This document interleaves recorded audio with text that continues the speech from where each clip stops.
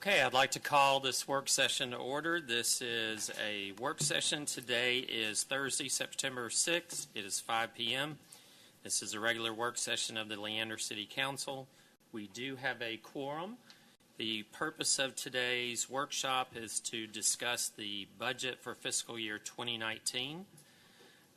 This is an opportunity for us to ask questions not only of our city managers, but department leaders. It's also a chance for the public to participate in this discussion about our budget for this next year coming up. This year, it's been interesting. Is I've met a lot of people, a lot of it during the campaign that I really was amazed at the talent level that we have in our city of people that are retired, people that have been key executives in different companies, and I made a commitment that I wanted to try to use that talent pool going forward, that I wanted to draw on experience that people had as major executives. And today I've asked Herb Meeshan to give us a short presentation. This will be about 15-20 minutes, and then the council can discuss as well as ask questions of Robert Powers or Mr. Cagle. So just introducing Herb. Herb was an executive at Cargill. He's going to tell you a little bit more about his background, but the thing that I've liked about what Herb comes up with is it's very easy to see a lot of information on one page rather than a normal budget book where you're flipping back and forth and you've got to look here and then you've got to flip over here and you've got to find this. And Herb does an incredible job at putting everything right there in front of you. Again, this is a fact-based presentation, so what I've asked Herb to do is I wanted to compare, our city to other sister cities around us as we find ourselves sometimes competing for, companies coming into Leander. I believe that the tax rate is something that does influence those decisions. So I want to know how we compare, how we're comparing as far as revenue, as far as taxes, because those things are important as we seek to bring more business in. So thank you, Herb. I appreciate it.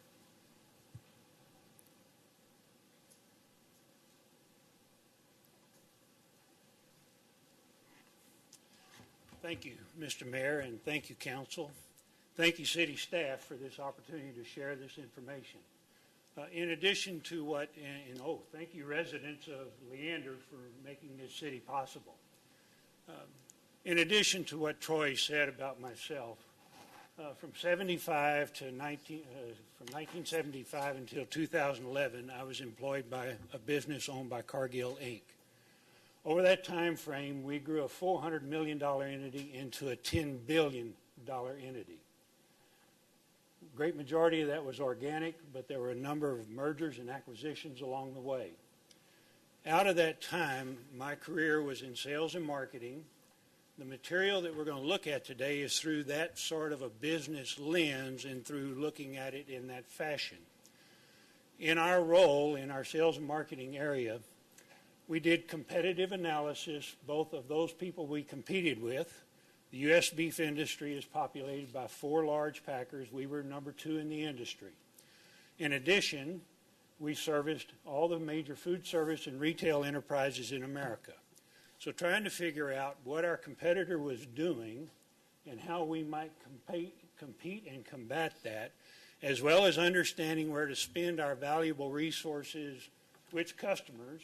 At 27% of all beef produced in North America, we had the opportunity to peanut butter spread it across the entirety of the geography or to focus on a key set of customers to where we could really build a close relationship over time. So it's through that business lens and that background that this material has been produced.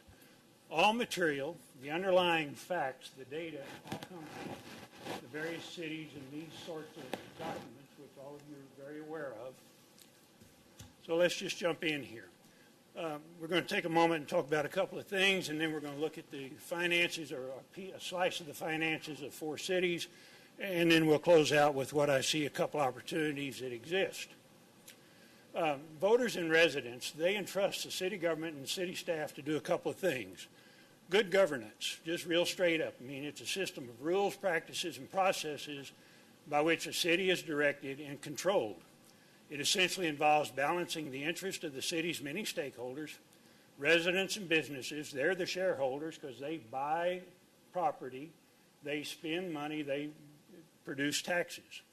The mayor and the council, they're the elected representatives of the residents of the city. The city staff, that's the management. They're the operating team entrusted with the economic development vehicles of the city, and then you get the suppliers, the financiers in the community that all go about creating a city. The fiscal policy, a city government's plan for deciding how much money to borrow and collect in taxes, fees, permits, and licenses, and how best to spend it in order to influence the level of economic activity required for healthy growth. And sound policy reduces debt in a sustainable way while enabling positive job creation. So let's take a look at the four cities. And everything is anchored back in fiscal 11. So we're talking about roughly October 1 of 2010 forward through the budget year fiscal 2018. So all four of the cities. Hold on just a minute. Mayor, I just need some clarification on what we're doing. Is this about our budget? Are you not going to look at me? Absolutely. Absolutely. This is a comparison of where we're at today compared to our neighboring cities, which, in my mind, is one of the most important things that we're faced with in trying to bring in more revenue. Because, in my opinion, we have a revenue issue with this budget and in our last few budgets. I think it's instructive to look at where we're at compared to the other cities around us. These are who we're competing with in business. Then jumping ahead here, as we think about the city property tax revenues of the four cities, I mean, this is just a table that tabulates what they've been over the years, so it's just the gross numbers. Cumulatively, Leander has experienced about $84 million in property taxes over the four-year term. Now, all four of them, as demonstrated, have different populations. So how do we index that back? Or in a moment we'll index it, but those rates become very important in how those tax numbers flow. So if you take that rate, it drives that revenue, that total revenue stream. But now let's index that on a per capita basis to take the variance of population out so that it's a one-to-one index and we can take a look at it. So it's very simple to look at that.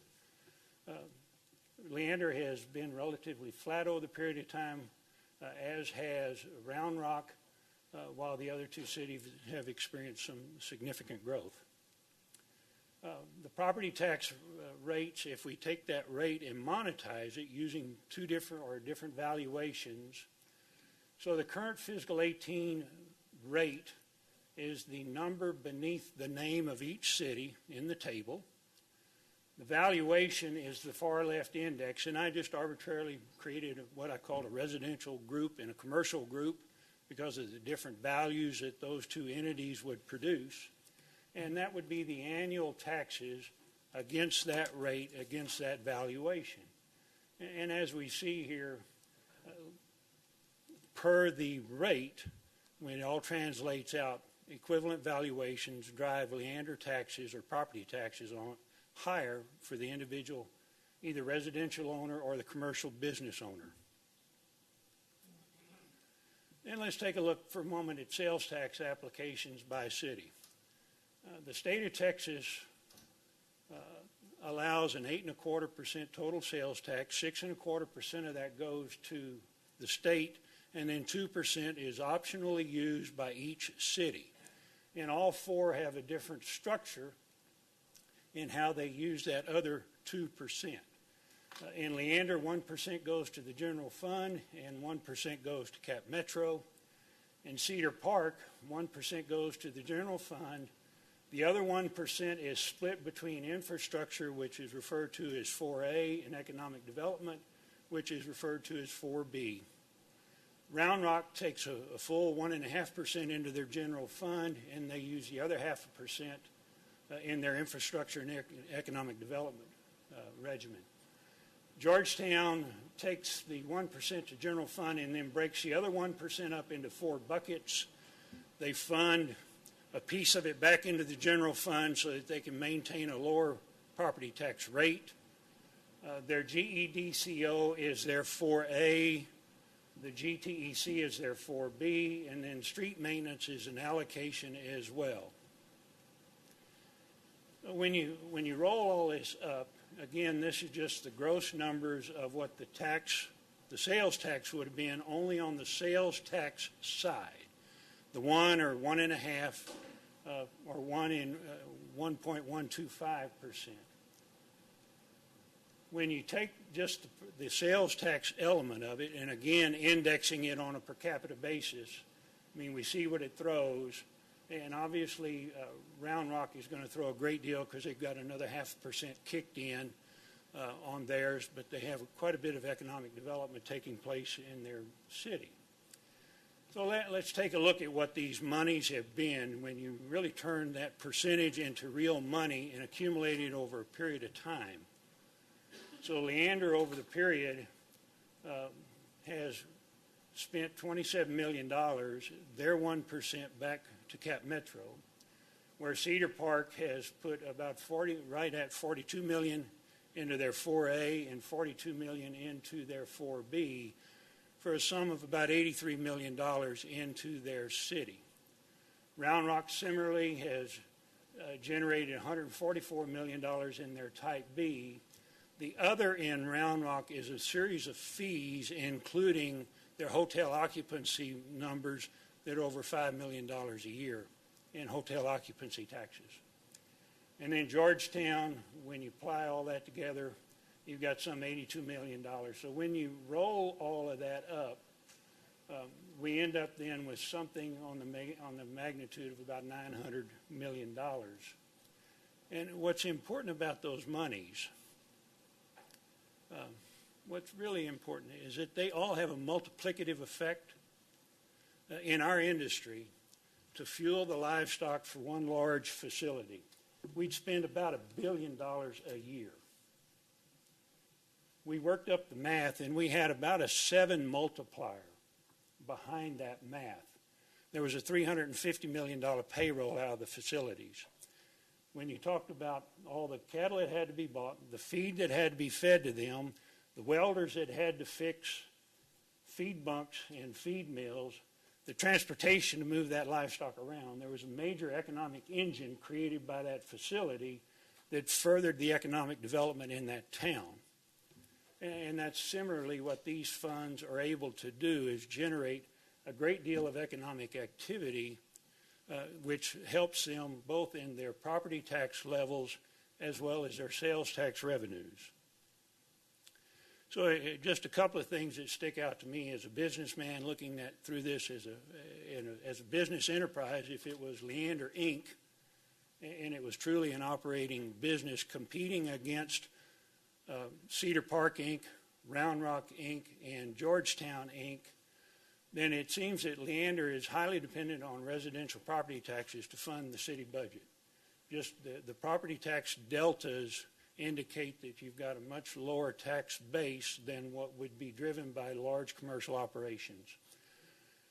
And then lacking a 4B development monies is a significant disadvantage relative to the other three. Then the other three have developed significant economic engines that benefit residents and commercial stakeholders, and they're projected to have significant resources going forward to fuel their continued economic growth. So just a very quick summary, taking a look at the enterprises or the budgets and comparatively. That's the sort of analysis that we would do if I was looking at ourselves. Tyson Foods was one of our major competitors, National Beef and JBS. It's the same sort of thing that we would look at. It's the same thing that we would do when we would analyze HEB's balance sheet and their finances to understand, do we really want to pour resources into them? So thank you all very much for the opportunity and appreciate it. Thank you, Troy. Thank you, Herb. I appreciate it. That was very good. Thank you. Council, any questions directed at Herb on the presentation? Nope.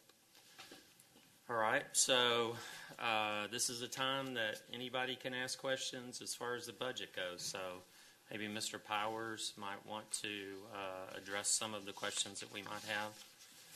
I would like you to tie this into what this has to do with the city budget, because so far I've heard about cattle and other cities, and I don't, you're not connecting dots for me. Okay, so I'll give you a great example. I looked at, what if we had a $10 million company that was looking at moving its business to a city around us?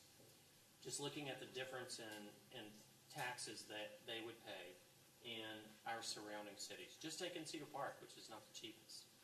On a $10 million company, that's $45,000 a year. $100 million company, just multiply it, it's $45 million a year. Compared to $56 million a year. It's not an insignificant factor in people deciding where they're going to move their business. You know, knowledge is key. I'm sorry, but I want to know everything about our competitor cities. We are competing with them. Absolutely, positively. This budget, to me, it's about revenue. 100%, we have to increase our revenue. You know, we talk about setting the tax rate and you know, we struggle with, you know, can we lower it? Can we give money back? Or actually, I don't even want to look at it as giving money back. We're just taking less. It belongs to our residents. It's not ours. So, you know, I resent that we can't give back more than when we're growing our tax base $1 billion a year, we can't squeeze out a tenth of a percent. Can I ask as mayor, what your plan is to increase that revenue? Absolutely. Make us more competitive with our How? tax rate. How? I just told you. So if we have you saw the tax rates of comparable cities, right?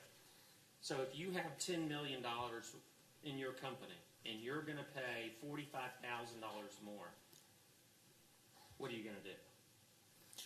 So is your answer to Keep cutting. provide more 4A and 4B incentives for companies to move here? These are not 4A, 4B. These are just So your property tax. analogy of trying to attract a $10 million a year company, like I'm telling you, who's going to pay less taxes?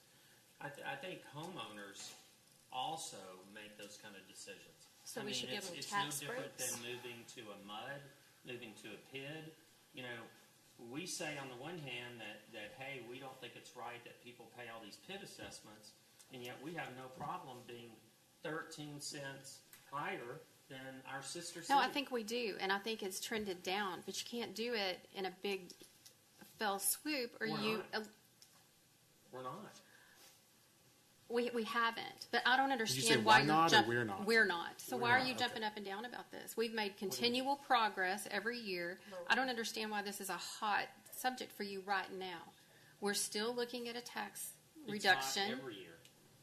I mean, until we get our tax rate to what comparable cities are, it's going to remain a hot issue. 100%. I think our point I is, am as we committed. continue to grow, we keep, for the last several years under, Chris, we continue to lower the tax rate while still maintaining the same level of service. And I think the Absolutely. budget Kent brought us was very lean. And I think all the, department directors worked really hard to make sure it was lean. Absolutely. So that we could keep cutting it. So I think when we reach the populations that our neighboring cities are, I think we're going to be in really good shape. They had to put in all that infrastructure too, and that's a lot of our Well, their costs. tax and our- rates, if you look through their history, were quite lower than what ours are at the same population levels. So, Our properties are valued less also than closer into Austin. The closer you get into Austin, the more expensive the homes are too. So that also needs to be taken into account. As far as the bottom line, the tax rate is a multiplication factor of the value of the home. And when our homes are valued less here, then even if our tax rate's a little bit more, it doesn't mean that we're paying like a whole lot more than anybody else, closer into Austin anyway. But I'm a little bit confused, for the goal for tonight with this budget workshop. So, because I thought that we had already discussed that as far as how we're going to lower the rate and the rate that we have planned on setting it at. Right. The tax rate. And are we going to discuss the budget now, or is this to discuss all the other stuff, all the economic development data? I'm just a little bit confused as far as the goal and your end goal and what you really want out of this session. Well, to me, first of all, I've had other people ask me about doing a workshop, so Okay. I think it is instructive anytime you can have information.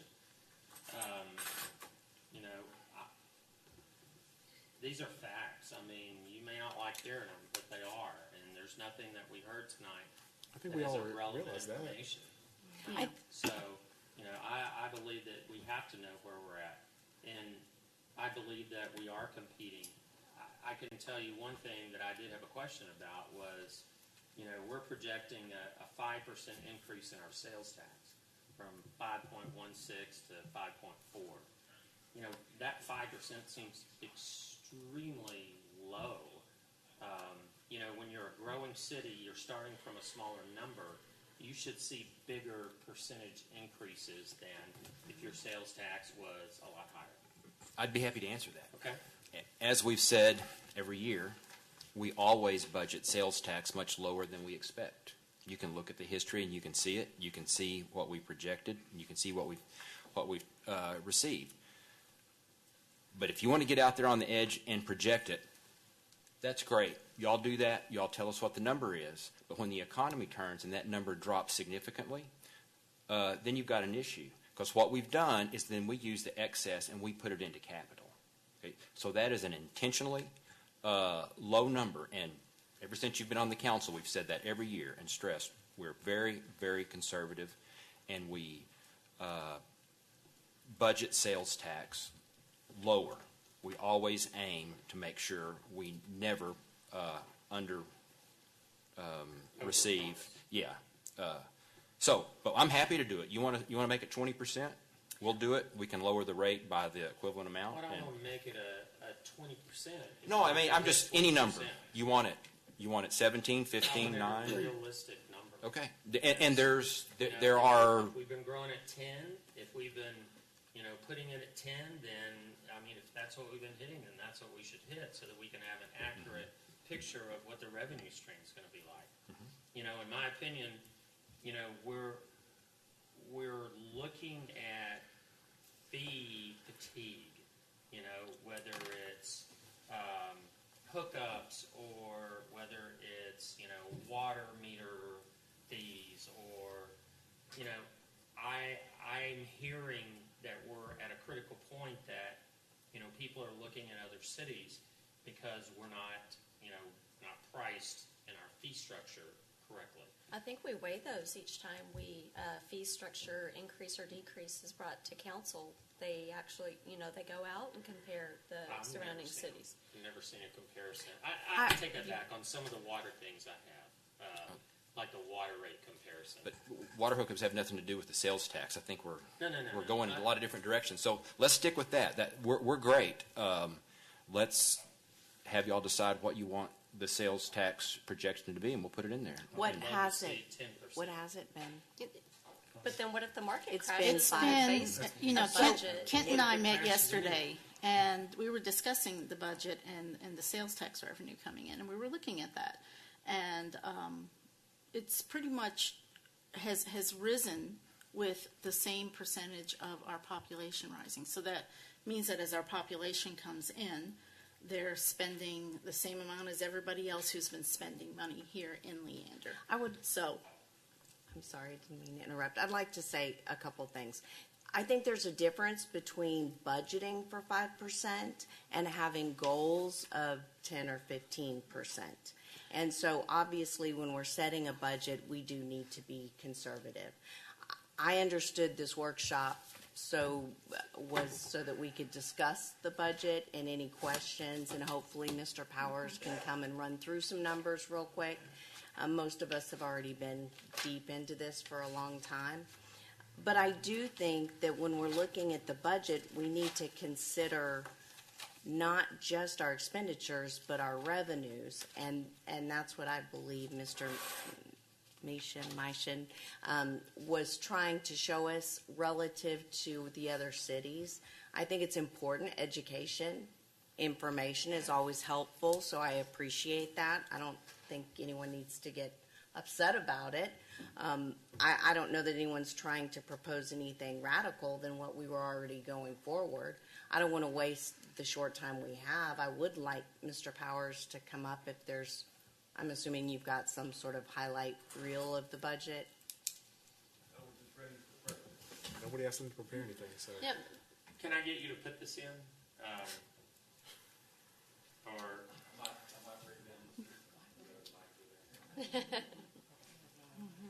He needs to know what to prepare.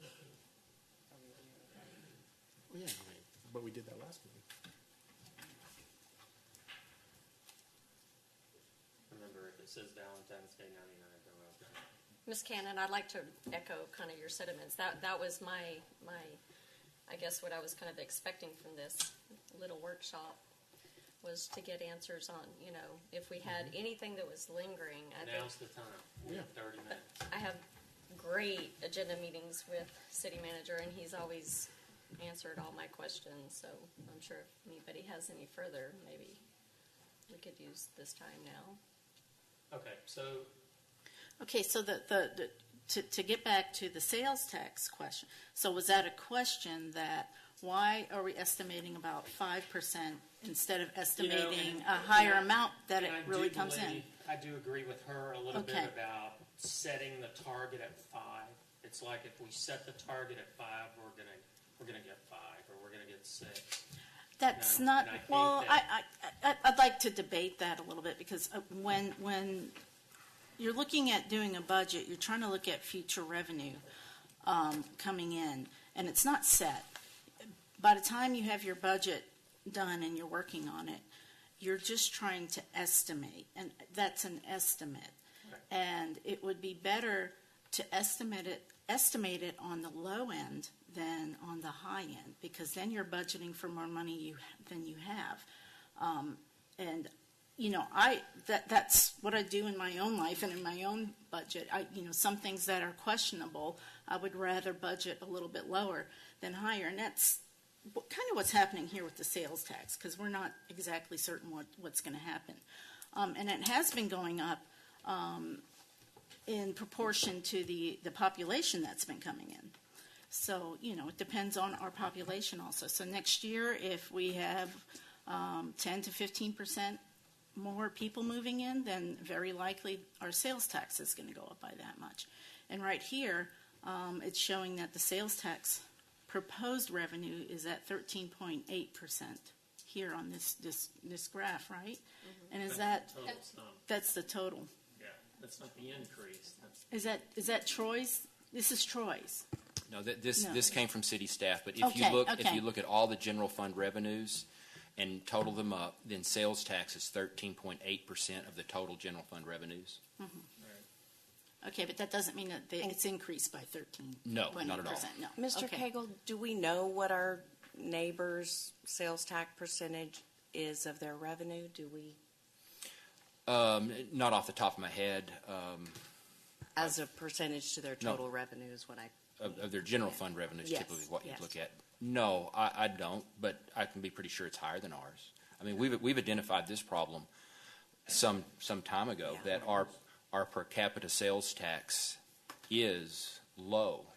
There's a lot of reasons for that, and we know all the numbers that were just presented. We're very familiar with them, and cities develop from a core outward into suburbs. If you want to go up to the metroplex, you can see this over and over again. The cities on the outside, the numbers are the same. You can change the names, and over time, things will change and we'll catch up. And we have had a plan of bringing down the property tax rate, and you see the things that we've got planned. A tremendous amount of commercial coming into this city. So it's not like any of this was news to anybody or that it's been ignored.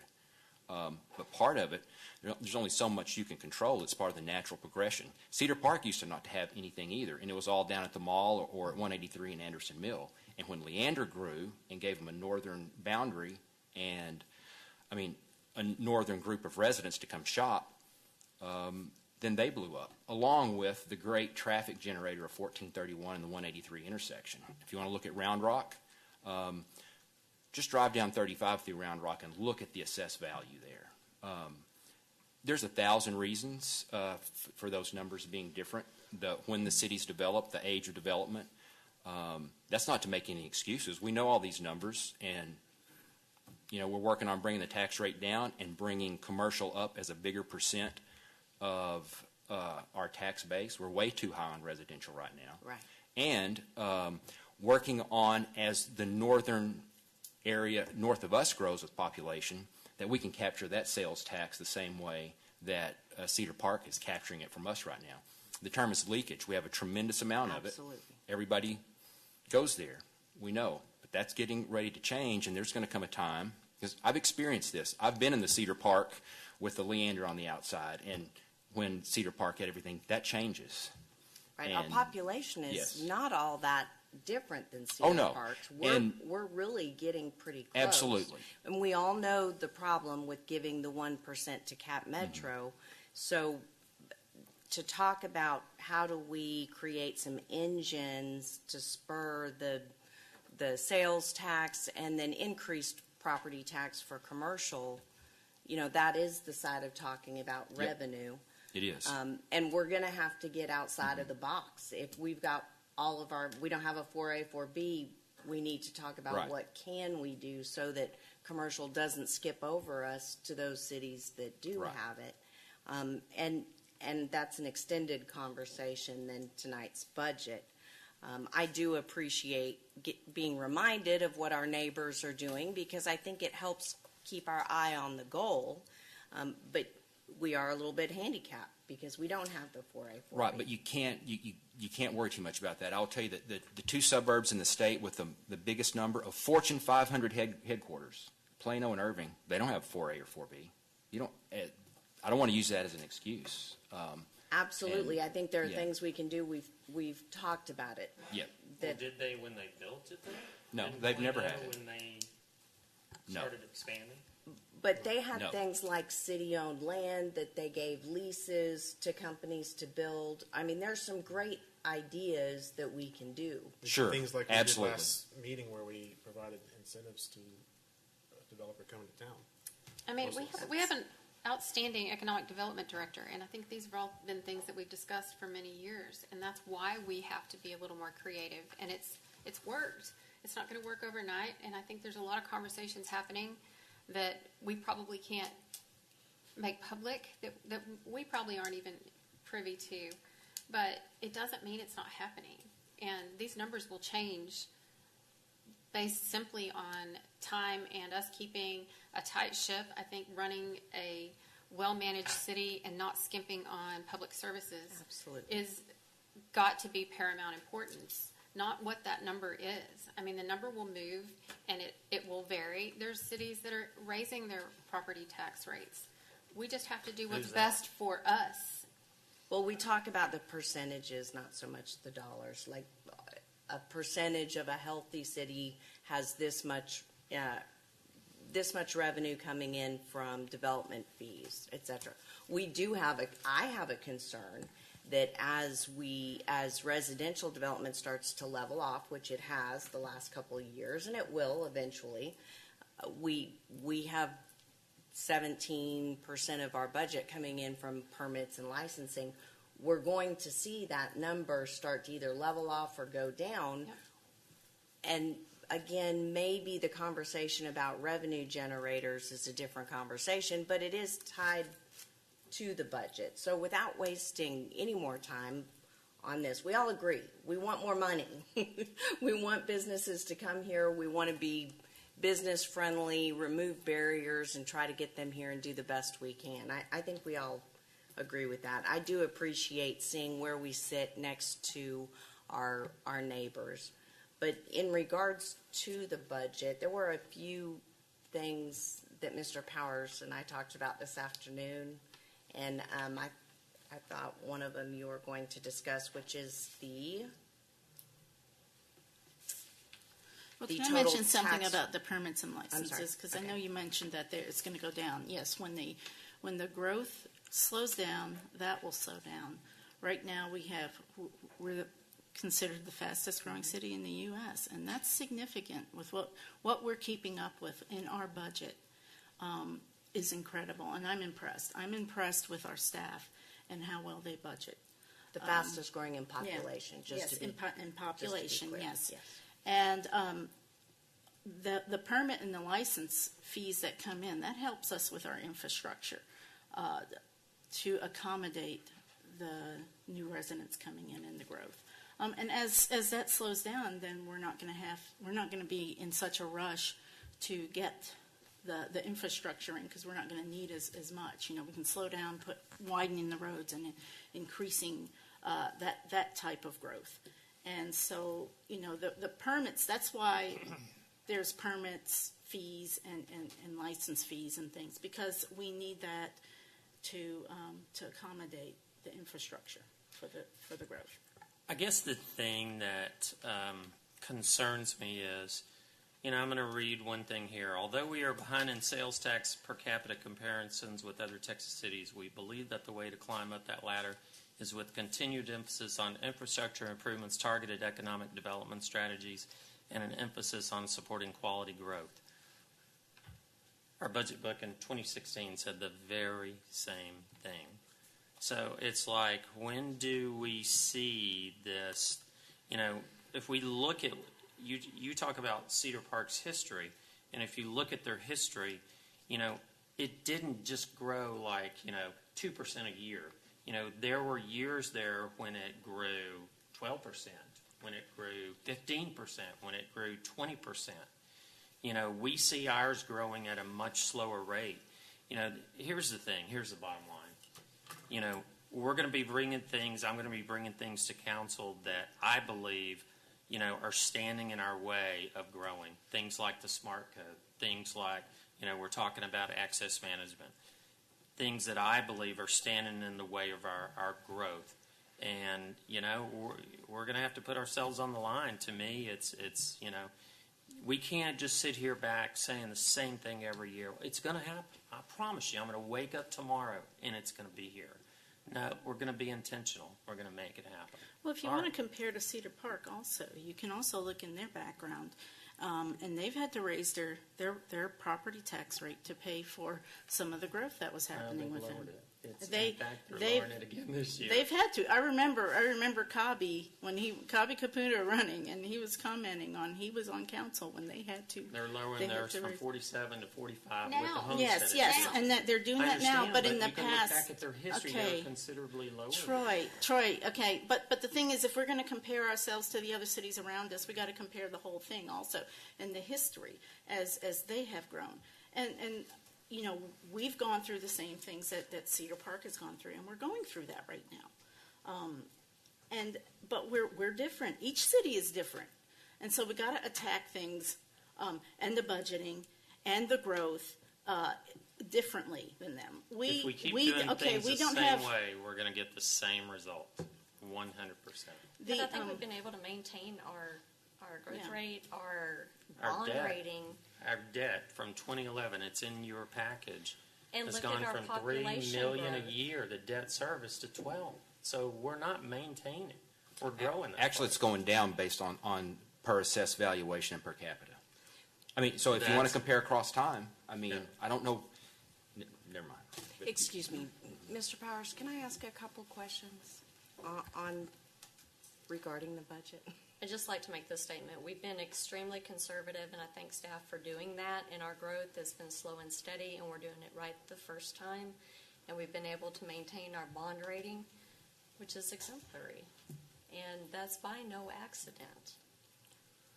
Look, We have areas that we need to improve in. There's no doubt about it. We can do nothing and wait for it to happen, or we can be intentional about changing it. We need to change certain things that we're doing to achieve a different result. We're not going to keep paying for our budgets and paying for more senior centers and more YMCAs and more North Lines and more Are Metro you against the senior extensions. center and the YMCA? I hate them. I hate You know that senior was centers. a voter decision. Approved You realize referendum. that, I right? understand, but it is up to us to decide when to release those bonds. And maybe when we voted on the 70 million, we didn't vote on the 15 million at the same time. You know, and we didn't know about the deep water intake 2 that's going to hit us like a ton of brick, or the deep water intake coming up. So That The was second well one? known. It's the second one. No, That's news to me. that, What are you talking about? The deep water intake Yeah. that's, or the expenses that we're going to incur. I'm sorry, I just thought you were talking about a second. That scared me. A second deep water intake? No, Oh, okay. moving it. The second project in the same lake. Excuse me, Mr. Powers, thank you for waiting. Quick question. You and I had talked about the total tax rate being proposed, 55.1867, and that we as a city, we split that out into an amount goes to the debt and an amount goes to the operating. So right now we have 21.06 cents going to debt and 34.12 going to our operating fund. My question is, on a percentage basis, how healthy is that? How dangerous is that? How does that compare to other fast-growing cities? And what do we need to watch for in making some of these budget decisions? I have to speak from my experience, so it's not universal, and I don't study other cities' tax rates. As we discussed at the last council meeting, my rule of thumb benchmark for the debt rate as a percent of your total is about a third. And what that tells me is when it gets to be a third, you start to ask yourself questions in terms of, are we growing? Are we going to be able to sustain this debt? Is it for good, purposes that's going to support growth? So it's not a limit. It's a place to take stock in where you're at. And I think when we did the math, 21 cents divided by 55 was 34, 35 cents. So we're there, and I think that's a healthy discussion. I'm not concerned about that, in that when you take the next step and where are we going, our tax base has increased over the last 5 years by 20%. I don't think anybody would forecast 20% for the next 5 years, but we already know what's been put in the ground this year, so we have a good idea of next year's certainty. And so our models with First Southwest, our financial advisor, even with this next debt issuance in October, our tax rate on the debt is going to drop. Of course, forecasts are forecasts. In terms of the bond rating agencies and whether our level of debt impacts the credit rating agencies, they look at a lot of factors, more than I even know, and more than even they will share. But they do share a lot. They look at a lot of things that aren't related to the city's budget. They look at the demographics of the community, the wealth per capita of the community. They look at the metropolitan area. So all of us benefit being in the Austin MSA. The bottom line for the credit rating agencies is they want to tell investors, is this issuer able to pay its debt over the long term? That's their sole purpose, is to advise investors. So We've come out well over the last 3 or 4 years. We've had our bond rating raised a notch every 2 to 3 years when we do a full-blown analysis. So I feel good about that. So let me ask you a question. Assuming, Ms. Navarrete is right and the economy just tanks. What do you do once you've sold the bonds, right? So the bonds for the senior center have been sold, the bonds for Northline have been sold, the bonds for the YMCA have been sold, right? So where do you make up a shortfall that, that 20% may go to for, because, Goldman Sachs went out of business? That's a good question. And over my 35-year career, I've been in those situations. I've been in the S&L crisis. I've been in the Y2K hangover. I've been in the Great Recession. And there's probably been another depression in there as well. That kind of goes back to the point of our conservative budgeting philosophy, is that we can do very little during the year on the revenue side once things start to change. And the only options we have on the expenditure side are to stop expenditures if you're in a severe downturn. If you inflate even if it's reasonable, if you inflate your revenue estimates and they don't materialize, and you've used that money either by cutting other sources of revenue or putting it into recurring costs like people, when those funds dry up, all of a sudden you're faced with layoffs. Been there with the city of Dallas. It wasn't pretty. So, it makes me nervous to project sales tax much more than, we're doing already. Do I believe that we'll get the 10 to 15% that we've been getting each year? I do. But I'd much rather we come back to you next year and say we've had a surplus in the general fund. Here's $1 million that we can put into capital projects. I much prefer that philosophy. So when you talk about selling the bonds for a YMCA, selling the bonds for a Northline, or selling the bonds for Senior Center, if you look at the fact that it may be a 3-year construction time, are you selling them in 3 years, or we're selling them all up front, correct? Yes, and there is a cost of issuance, and there's, but what you want to do is not issue more frequently than 18 months. That's kind of your shortest time frame. But you want to spend all of your proceeds no later than 3 years. So you plan to say, how much do we need over this 3-year period? But you also need to have assurance that if you start an $18 million construction project, you've got $18 million. So, in fact, state law doesn't let you award a contract if you don't have the funds in the bank to back that contract up. So,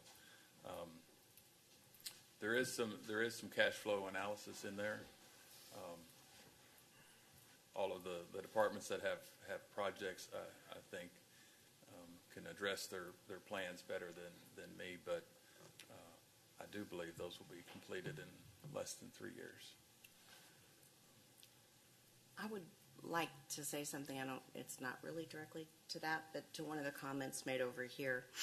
Obviously, everyone wants to take care of our seniors and a rec center and all of these wonderful amenities which add to the attraction to the city of Leander. I think one of the things that we've seen more recently with a lot of involvement with our citizens is they want to see us do things a little different. And I have interpreted that to mean let's look at ways to spend money or bond money on revenue generating exercises and projects versus all of our bond money or a substantial amount of our bond money going to these amenities. Not to say we don't want to take care of the seniors and the youngsters and the Head Start, all of that. We do. But we are a growing city that we are bordering a problem of being a bedroom community, which does not help everyone's property tax and our water rates.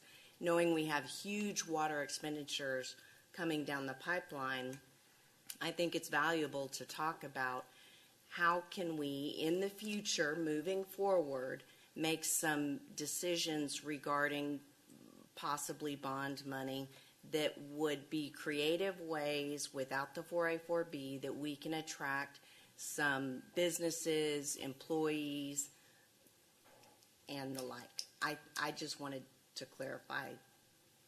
That's my At opinion. that point, do you look at that when you think about bonds and you think about forming bond committees? Are you looking at the revenue side of that, or is it just a calculation that hey, we're going to sell $10 million worth of bond and it's going to be a $800,000 debt service amount? As finance director, I hate to say it, it's y'all's job on the visioning. Certainly I love money as much as anyone else, and some projects are different than others, but no, it's, again, we're looking at the most efficient uses of those funds and also the timing of issuing, and I think those that work with me know that I never want to issue too soon, because as soon as you issue, you start paying interest. But also, you don't want projects to drag out too long because you want to get that money spent and done. I'm sorry. In our few minutes left, do you want to talk about the grant money and regarding Chief Gardner's huge get, or is that something we discuss later? We have it on the agenda. One of the things that I think is important to clarify is that we don't get bond approval from voters and then go spend that money on something else. We had bond items, and when those bonds are approved, that money has to fund very specific things. So it's not like we spend it on a senior center or recruiting business. I mean, that's not an option. I said moving forward. I understand the bond process and how we went about it and how the voters, and we had a committee. I want to clarify because our mayor doesn't seem to think those are important, and I think it's important to know that's required of us. Right. I don't think that's what he was saying, but he can speak for himself. He kind of did. That's kind of ridiculous. That's but what you said you hate them. Oh my God! Seriously? He was being sarcastic. I was being a little bit facetious. That means his dry humor. It's not anyway. Well, a lot of things aren't, but I guess my comment is that I don't think there's anything wrong in taking a look at, when we issued $70 million worth of bonds. At first, remember, it was 45, and then it became, let's do this and this and this and this and this. And we said at the time, well, we can always withhold releasing the bonds for different projects. If the economy went bad, or if the financial picture changed, those are things that are our duty. We have the responsibility to watch over it. It isn't to go spend the taxpayers' money whenever we want to. Well, I just need to clarify. We did not issue $70 million in bonds. No, we did not. I'm sorry. This is what you said. I said when we talked about how much we wanted to fund projects, we started out at 45. Then it went up to 70. Now, we haven't issued them yet. Is that what Right, you're saying? that's We what I'm haven't- saying. That's semantics. No, no. Well, the voters approved them, No, and it's it's going up to to. us to know when they get released. But that's my whole. But excuse me, let me Anyway, let me ask the question before we're out of time. Let's just say the voters said, you know what, instead of releasing the rest of the bond money for some of these amenities, Mr. Willis has come to us and said, let's buy some land and lease it out and get some large employers in here. Something creative like that. Is that something that's even possible to do? We did that a couple years ago. It- Well, you can't take No. what the voters have authorized, but you can always issue certificates of obligation to do that. So it can be done, It's, yes. it's a different debt. But the good thing is that the voters approved all these bonds for all these projects that they would like to see in their city. Right. And if the economy tanks, like Troy said, we don't have to issue. We don't have to build that. We can wait until it's back up again before we do that. And you know, I know that Robert doesn't like spending more money than he has to. And we appreciate that. And we appreciate that. He's been really good to us, I think. Okay, we got about So. 4 minutes. We'll adjourn at 5:46, and the regular meeting starts at 6. 5:56. Are you finished with Okay, I'd like to call to order the regular meeting of the Leander City Council. Today is Thursday, September 6th. The time is 6:05. This is the regular meeting of the Leander City Council. I'd like to ask Pastor Mark Brown with the Faith City Church will be providing the invocation. I'd like to ask him to come to the podium, and following the invocation, please remain standing for the pledges of allegiance. Should we do roll call first? Father, we thank you tonight, God. We give you all the glory and we give you all the honor. We thank you, Father, for a country, Father, that we can express your name, Father. We thank you, God, for every council member here represented today, Father. We ask that your choice blessings be upon them, Father, upon Mayor Hill, Father. Let your wisdom speak through them tonight, God. Father, we ask as it was in Genesis, Father, there was 4 rivers that flowed out, Father. Let rivers of favor come tonight, rivers of wisdom, Father, rivers of understanding, God, rivers of unity, Father. Father, we thank you that they'll leave here tonight knowing they made the right decision, Father. We bind every demonic spirit that's opposite against the will of God, and we invoke, Father, your name that's above all names, Father. Your name that's above confusion, Father. Your name that's above strife, Father. Your name that's above, Father, that's anything opposite against the will of God. And we ask the Father tonight you be upon everyone here, everyone that's speaking, Father, that there'll be peace, Father. God, there'll be no disruption, Father. We thank you that your peace that passes all understanding will rest, rule, remain upon this house, Father. We thank you that you're the center, the circumference, the base, the boundary, the sum, and the substance of what life's all about. It's all about you. We give you all the glory, and we give you all the honor in Jesus' name. And the house said, All right, the Pledge of Allegiance. Pledge allegiance To the flag of the United States of America and to the republic for which it stands, one nation under God, indivisible, with liberty and justice for all. And the Texas. Honor the Texas flag. I pledge allegiance to thee, Texas, one state, under God, one and indivisible. Dara, could you do the roll call? Councilmember Andrea Navarrete, Present. Mayor Pro Tem Michelle Stevenson, Here. Councilmember Shannon Shepherd, Here. Councilmember Christine Setterquist, Here. Councilmember Jeff Seiler, Here. Councilmember Marcy Cannon, Here. Mayor Troy Hill. Here. We do have a quorum, and the City Council is eligible to do business. At this time, the City Council is going to convene into executive session pursuant to Section 551.072, Texas Local Government Code, to deliberate the acquisition of right-of-way and fee simple for the San Gabriel Roadway Project. It is now 6:08, and the City Council will convene into executive session. Okay, we've completed our executive session, and the council will reconvene at 6:22. We move now to staff comments. Mr. Womack.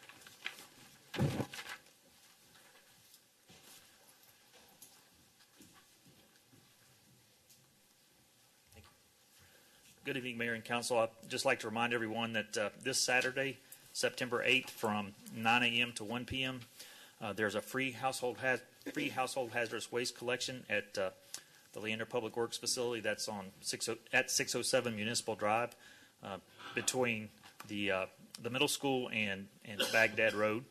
But real quickly, just to mention a few things that are accepted and non accepted. The items that are accepted include household cleaning products, pesticides, automotive products such as petroleum, oils and lubricants, painting supplies, adhesives and glues, stains and finishes, lawn and garden products such as herbicides and pesticides, flammable products, diesel and kerosene, household batteries, bulbs, and small electric waste. Some of the items that are not accepted, and generally these are accepted at our spring cleanup, but in the fall they are not. These include pharmaceuticals, tires, radioactive materials such as smoke alarms, household trash, vegetation, brush, wood products such as fencing, old fencing, and televisions are not accepted. A couple things I'd like to mention that we are hosting this event, but Waste Management in Williamson County perform the actual collection, rain or shine. They're prepared to collect in any kind of weather. So regardless of the weather, I encourage people to come and drop off those items that are accepted. And a couple other things worth mentioning. They're not accepting long trailers over 16 feet.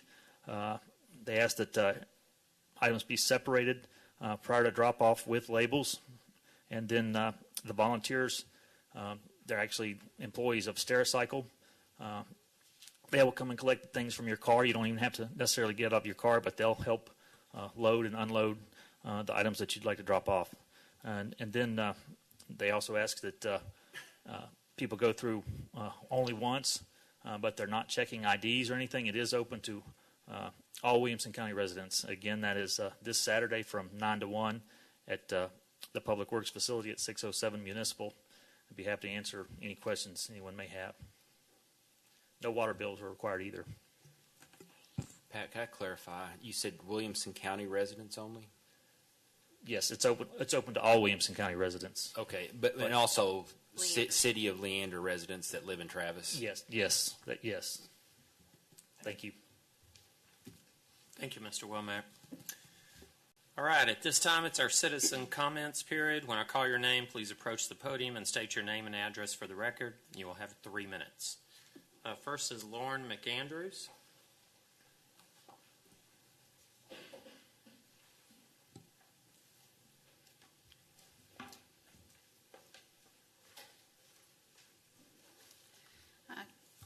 Good evening, Mayor, City Council, and citizens of Leander. My name is Lauren McAndrews. I am a resident of Liberty Hill, Texas, but I am here tonight on behalf of Opportunities for Williamson and Burnett Counties. I am the Director of Development. I'm here for 2 reasons tonight. First and foremost, to thank you. To thank each and every one of you and the citizens of Leander for the support you give to our community. We could not do our programs without you. From the volunteer services that you all provide, to the attendance at our events, to the financial support. It is, we are truly better together, and it is because of the City of Leander that we are able to do what we do and serve our community. So I'm here tonight to personally look at each council member and extend my deepest gratitude for everything you all do and the people that you represent that elected you to your positions do for us. The second reason I'm here is to just make you aware of 2 events we have coming up. We have 2 fundraisers coming up, and I'm going to leave the paperwork with Ms. Crabtree. The first is a clay shoot. It is November 9th. It's out at Reunion Ranch in Georgetown, and this benefits all of our programs. So I have flyers, registration form, and sponsorship forms. If you would just share that with as many people as possible. We are still looking for sponsors and donors and teams for that event. The other event we are having is a style show. It is the first one we're doing in Williamson County. We've done 2 in Burnett County over the last couple of years. This fundraiser is just for Meals on Wheels of Williamson and Burnett County. It's going to be held in Sun City at the ballroom. We're expecting 400 ladies. And it is a holiday brunch themed on December 3rd. We are also here to invite any distinguished gentlemen of Williamson County. So city managers qualify, mayors, council members, fire chiefs, although he's going to be in Disney, police chiefs, police officers. You don't have to have any rank to come and serve at this event. When we did it in Burnett County, I don't know if any of you know former Mayor Gary Weidman of Burnett, but he got over $600 in tips that went directly to Meals on Wheels, so it does turn into a competition, and so far we have almost every city represented. So I would love to hear from the City of Leander with who they're going to be sending to volunteer for this event. It's just a couple hours in the morning on a Monday. What more could you ask for? But I thank you, the City of Leander, Council, Mayor, and the community for everything you do for us. It is truly a pleasure living in Williamson County and working with such phenomenal people. Is that live ammo? Yes. I'm not sure I want to go, but Yes, it is, but all it plays. thank you. Thank you. All right, Tegan Retzer.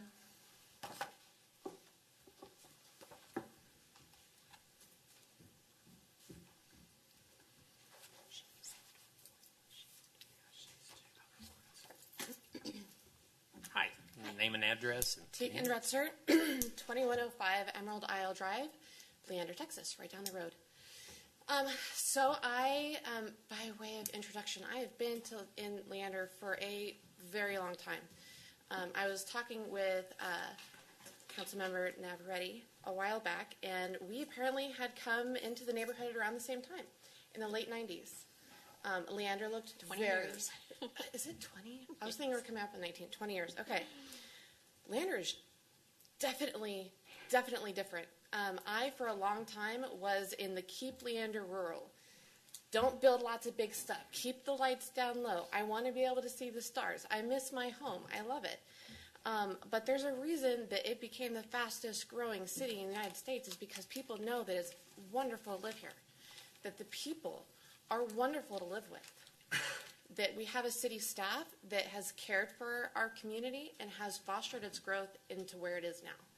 I completely reject the idea that Leander is somehow only capable of having potential, that somehow it is not already wonderful the way it is, that our city staff and our elected officials that brought things here like the train and HEB. Oh my gosh, we had to drive 40 minutes to get a gallon of milk when I was growing up here.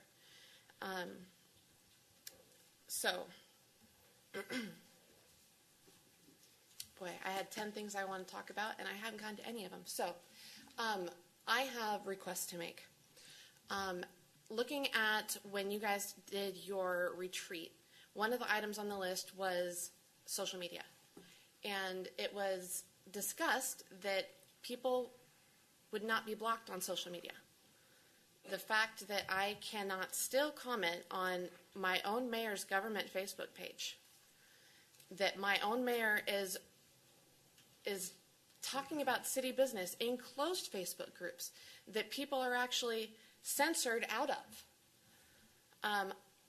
I believe the last thing that I read on there was that Tom Yantis had given his resignation and how it's moving the city forward in a new direction.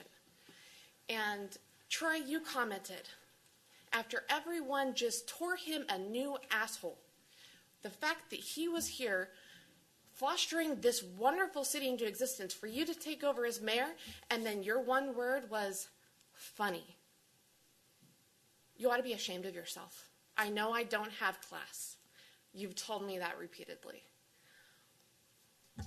You're a mayor, and I think people actually expect you to have some.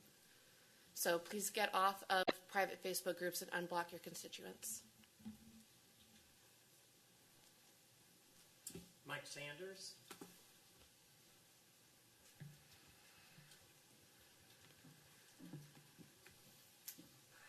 Name and address, please. Yep. Good evening. My name is Mike Sanders. I live at 1016 West South Street in Leander, and that's quite an act to follow. There's a lot of things I could say.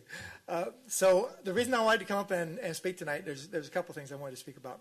So one of the things was the fact that since you folks are deciding tonight on our budget and our tax rate, and those are some very important things, probably the most important decisions you'll make this whole year. one of the items that significantly affects our budget and our tax rate is the fact that we're giving $5.4 million this next year to Cap Metro. And I just want to say a few words about that. The fact that we have an average daily ridership of about 200 people here in Leander, in the Leander station that use Cap Metro. And so during 2019, during the next fiscal year, we're going to spend $5.4 million on 200 people to ride to work or school or wherever it is that they're going on Cap Metro. That averages out to about $27,000 this year per rider. $27,000 per each rider that's going to be on Cap Metro this next year. I think that you as a council, I would hope that you as a council would consider that that's not right. That's just not right to be giving $5.4 million for only 200 riders. For $27,000, you could buy each one of those riders a brand new car next year. Give them the car, and then those 200 riders are all set, and you can move on. Or, I mean, there's many ways you could spend $5.4 million. The other thing that I wanted to mention tonight was that recently you folks voted in favor of increasing our city's debt by over 25% without voter approval. And I don't know how much of the public is aware of that, that our council wants to increase our total indebtedness by over 25% without even consulting with the citizens of our city. But that significantly affects our budget also. We're going to be paying $12 million this year just to service our existing debt. $12 million.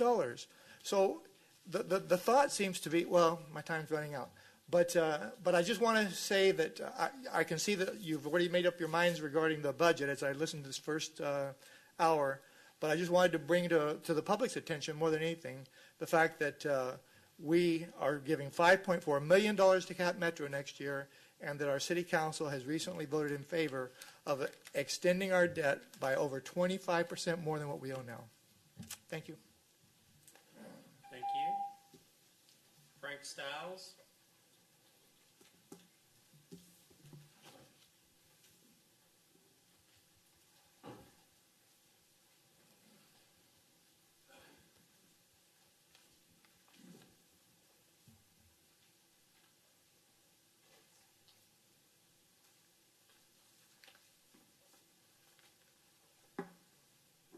Dr. Frank Stiles, 4180 Highway 183. I recently received a letter from the city stating that there's going to be a issue brought up before the P&Z about a piece of property that is going to be changed from industrial to commercial corridor. On the back, we have a map here that shows a big red circle, but it doesn't say exactly where this property is. It does say that it will be located to the southeast of the intersection of US 183 and the railroad. And according to the map I have here, that's just a little bit above Heritage Grove Road, and it looks like everything showing here is already zoned, well, not zoned, but put into commercial corridor. I'm just curious where this property is, why this is going on. It says here that I do have 3 minutes to discuss this with P&Z. Staff, the P&Z cannot engage in dialogue with me, but once the hearing is over, they can answer my questions. I'm hopeful that I can go into this hearing knowing a little bit more about what's going on than what the city has sent me. And I do have multiple questions. I would urge you to look at this, Mr. Mayor, and see if you don't have some questions too, and maybe you can answer some of the questions for me. I'd like to go into this hearing a little better prepared and understand what's going on. Thank you for your time. Thank you. All right, that is the last person signed up. At this time, we want to do recognitions, proclamations, visitors. I would like to do a moment in silence in remembrance of our former police chief, Cecil C.D. Hill. Mr. Hill passed away, last Saturday? So I'd like to do a moment of silence if we could.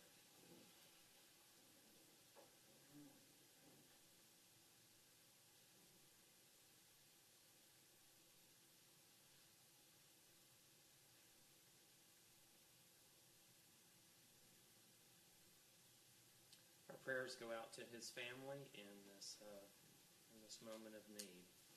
At this time, I'd like to call on City Manager Kent Cagle for recognizing Fire Chief Bill Gardner on receiving Chief Fire Officer designation from Commission on Professional Credentialing. Sure. Thank you, Mayor, Council. We recently received this letter from the Center for Public Safety Excellence. On behalf of the Commission on Professional Credentialing, I'm writing to inform you that William Gardner, that would be Bill, received the Fire Chief Officer, CFO, designation on July 10, 2018. Fire Chief Gardner becomes one of only 1,308 CFO designees worldwide. Just to put that in perspective, there's several thousand cities just in the state of Texas. So this is one of 1,308 people worldwide. The designation program is a voluntary program designed to recognize individuals who demonstrate their excellence in 7 measured components, including experience, education, professional development, professional contributions, association membership, community involvement, and technical competence. In addition, all applicants are required to identify a future professional development plan. The CFO designation program uses a comprehensive peer review model to evaluate candidates seeking the credential. The Commission on Professional Credentialing awards a designation only after an individual successfully meets all of the organization's stringent criteria. Achieving this designation signifies Fire Chief Gardner's commitment to his career in the fire and emergency services. This professional designation is valid for 3 years, and maintaining the designation requires the recipients to show continued growth in the areas of professional development, professional contributions, active association membership, and community involvement, as well as adhere to a strict code of professional conduct. Please join us in congratulating Fire Chief Gardner on this achievement. Thank you, Chief. Come on down.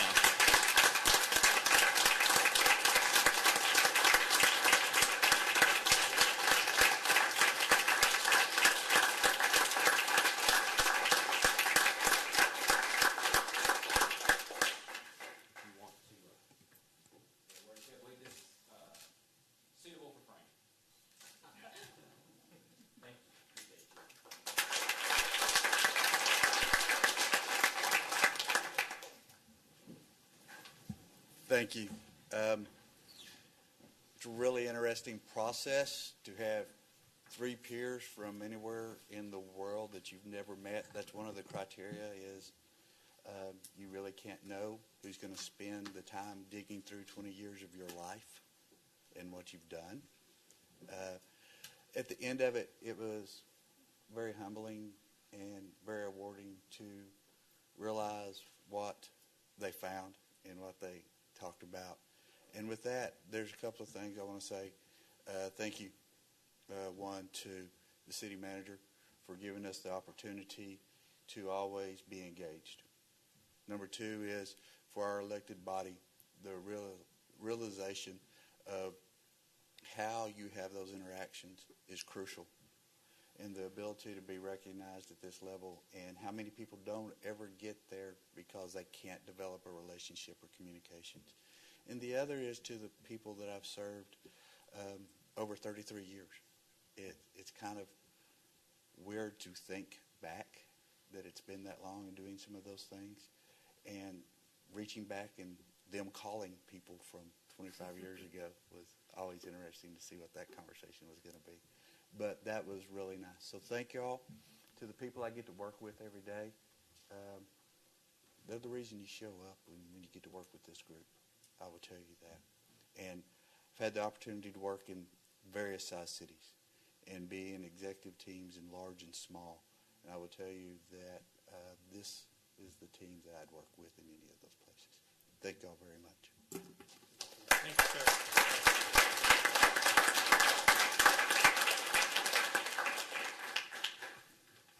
Well done, Chief. Okay, we're going to move to our consent agenda. This is an action item. I'll make a motion to approve. I'll second. We have a motion to approve by Councilmember Setterquist with a second by Pro Tem Stevenson. All in favor? Passes unanimously.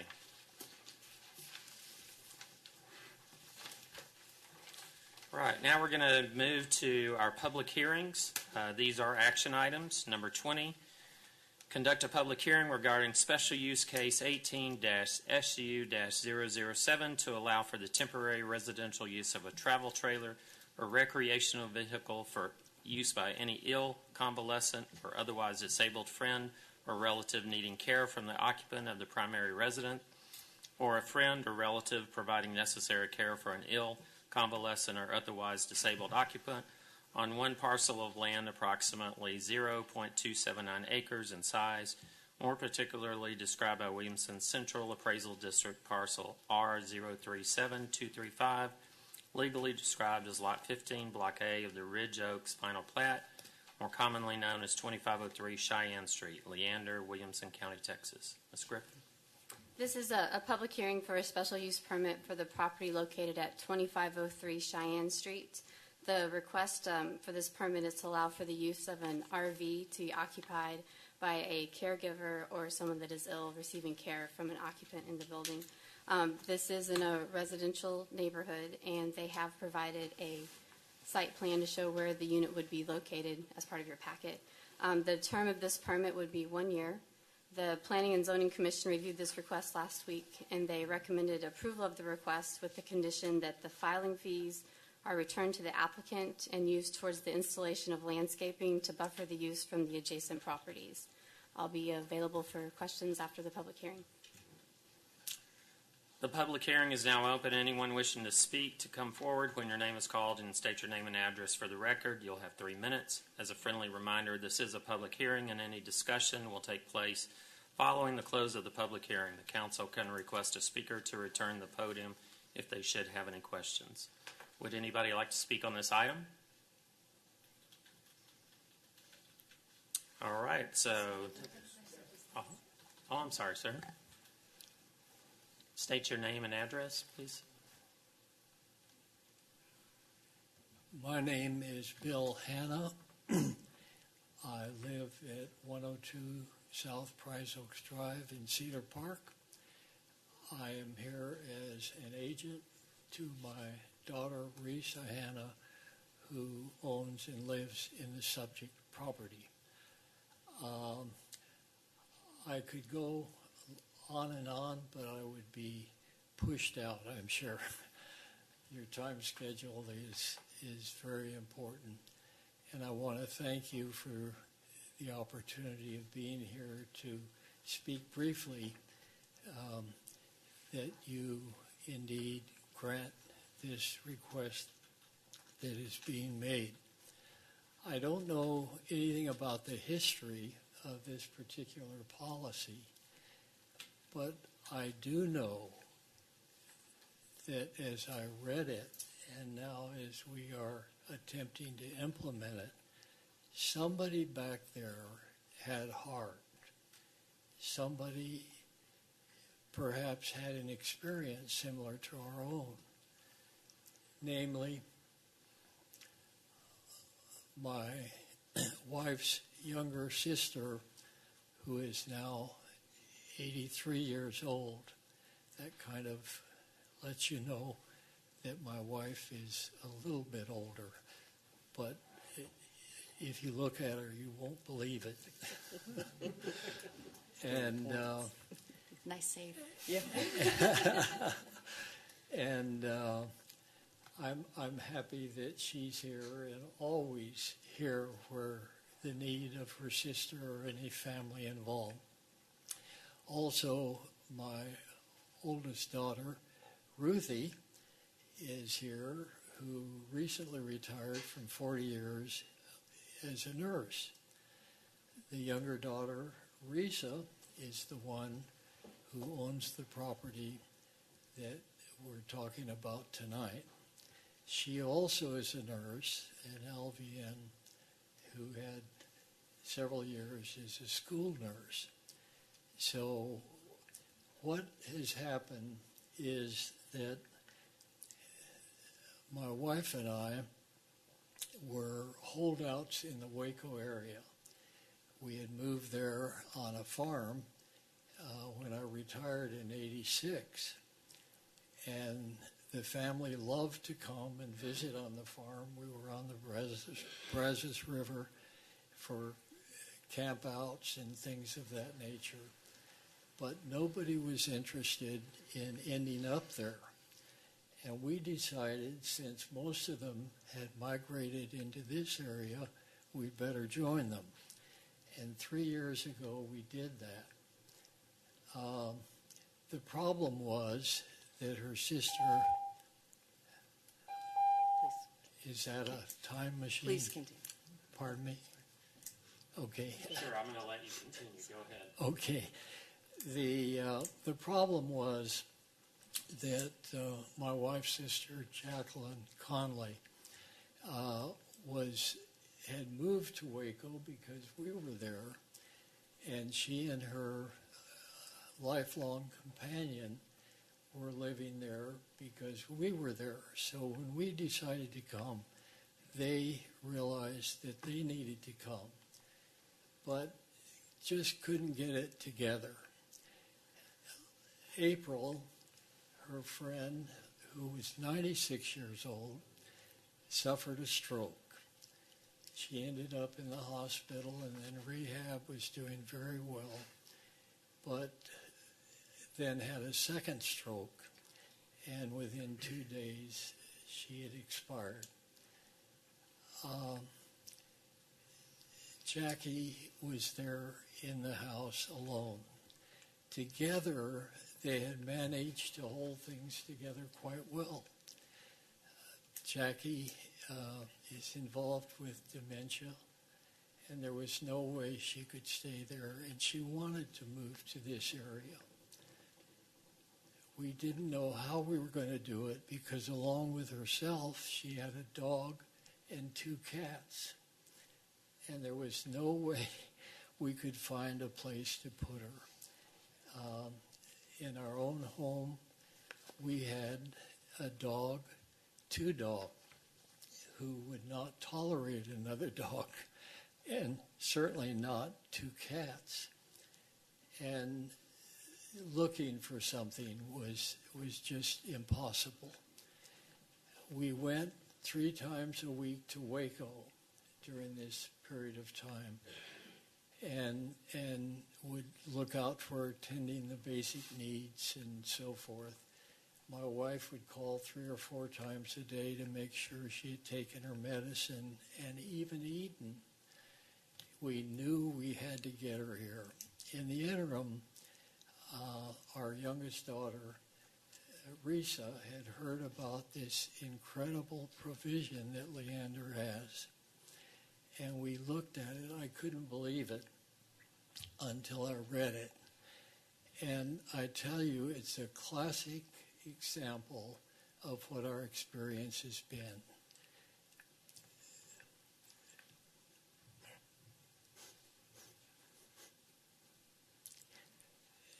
Jackie needs her family, and our family have all kind of migrated here.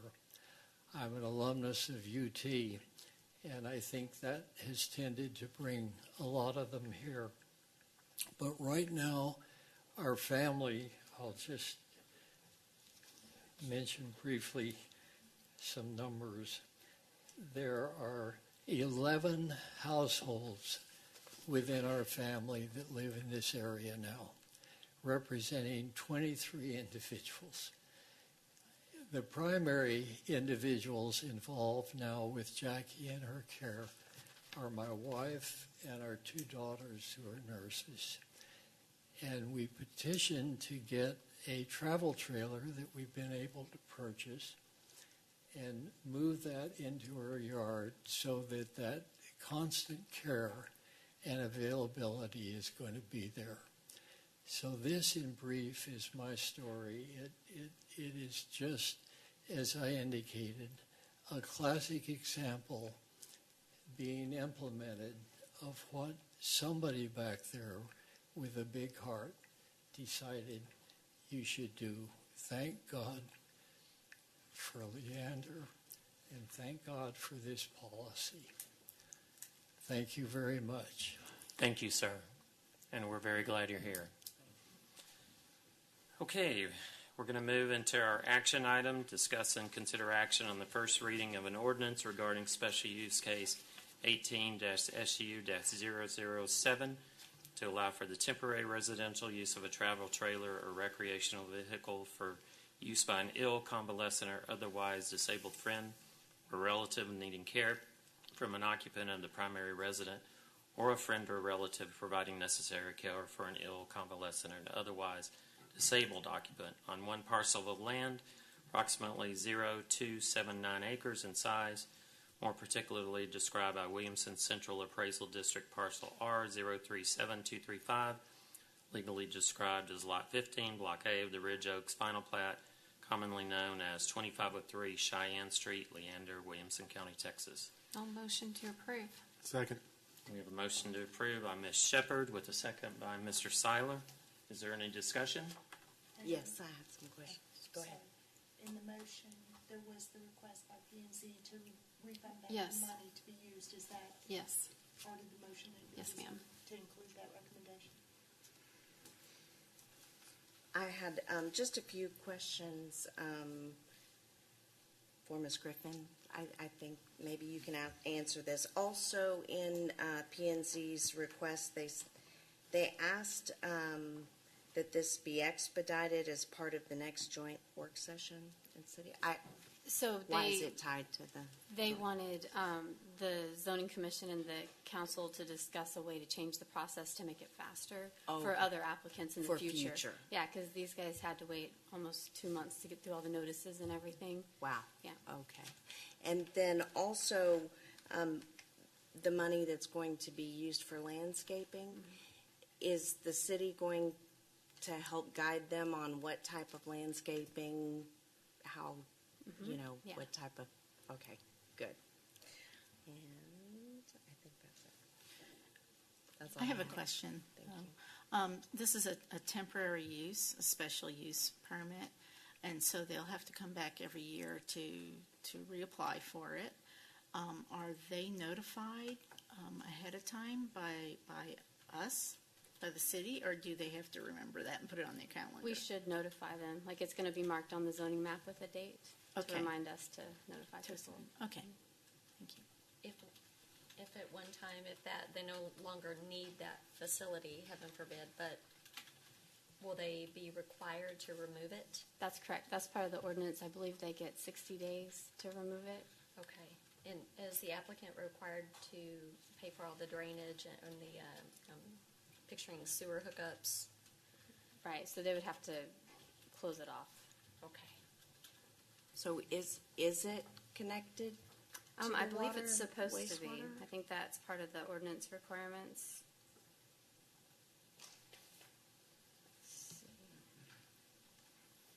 I understood it was an RV. Yeah, it says that the temporary unit shall have an approved connection to a sanitary sewer system or septic system, and the unit shall also have an approved connection to public water system or well. Okay. Also, has the city received any kind of feedback from neighbors or any concerns from neighboring properties? The Planning and Zoning Commission did have the neighbors show up in opposition to the case, and I think that was part of the reason why they requested we refund the filing fees to pay for trees to help with screening. Okay, so good compromise. Right. Okay, got it. Ms. Griffin, given that they would have to come back every year as long as this goes on, if this policy were to change in the future, would they still be grandfathered in on that annual basis? That's a good question.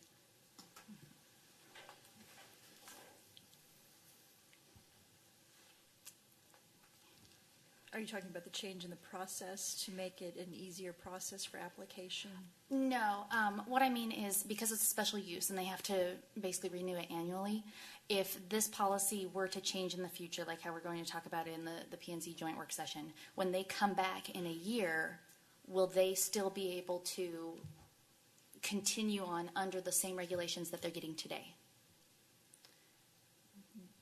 They would, if the permit expires and the rules change to disallow that use, then they would not be able to continue that use because the ordinance governs how long that use is in effect. Okay. If you change the process to make it easier to reapply, then they they can choose to be subject to that process. Whether they're vested or not in that process is not really relevant because they can choose the easier process. Okay, thank you. Sure. And excuse me, I want a clarification on when it expires. Now, when you're talking about expiring, does that mean if they do not come before us, or does it expire when we send them notice? It expires according to the action you take tonight. So the authorization that you grant tonight expires 1 year after it's approved. That would be 1 year after second reading. The second reading, okay. Correct. And the ordinance granting the special use permit governs the date of expiration. It's not the date that notice is given. Okay. And so that means that at that point when they come before us, it's expiring. And so if things were changed, then they really wouldn't be grandfathered in. So that's what I'm hearing. That's correct. Okay. Once- So there's going to be no grandfathering if things change in the future. No, Okay, there will I'm not. just, that's. okay. Once the use expires, if there is no reapplication and approval of that use to continue, then the right to use the property for that purpose will expire under the terms and conditions you approved tonight. Okay, so but in their reapplication, that means that they continue. It doesn't really expire if they reapply. If they reapply and are granted approval. Then it doesn't expire. Correct, but that's within. That's what I'm getting at. I just wanted to know. Right, that'll but be it has within. to be voted on and granted. It does. It'll be within the council's hands at that time. Before the expiration date, so. Correct. As long as that's all done. Okay. Thank you. All right, is there any other discussion? We have a motion and a second for approval. All in favor? Passes unanimously. Right, we're going to move to number 21, conduct a public hearing to consider proposed budget for fiscal year 2019. Mr. Powers.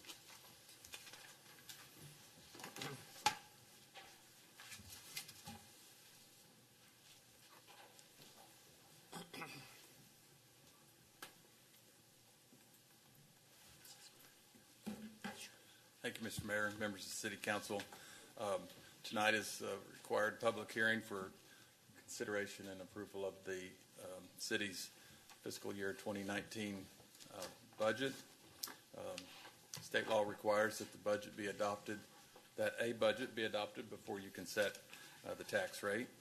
State law also requires that the adoption of a budget that raises more revenue from property taxes than in the previous year will require a separate vote prior to adoption of the budget. So there will be two motions, hopefully, this evening. The proposed budget has a increase in property tax revenue of $3,583,500, or 14.2% more than last year. Of that amount, $3,130,579, or 87.4%, is tax revenue to be raised from new property added to the tax roll this year.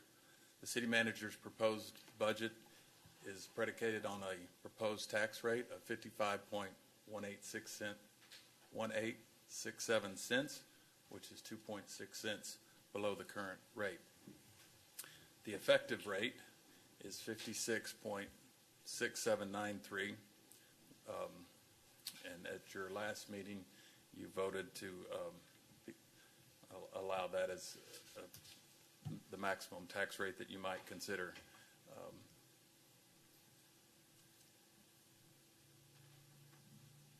This chart is a summary of all the funds in the city, not just the general fund. The general fund is made up of it's funded by the maintenance and operations tax rate. The debt service fund is funded by the debt service tax rate. All of the other projects, funds listed in this summary have their own sources of revenue. So tonight is the public hearing. After the public hearing, you can make any amendments or changes to the proposed budget and then vote. I'd be happy to answer any questions at that time. All right, the public hearing is now open. Anyone wishing to speak, come forward when called and state your name and address for the record. You'll have 3 minutes. This is a public hearing, and any discussion will take place following the close of the public hearing. I have 2 people signed up. First is Tegan Retzer.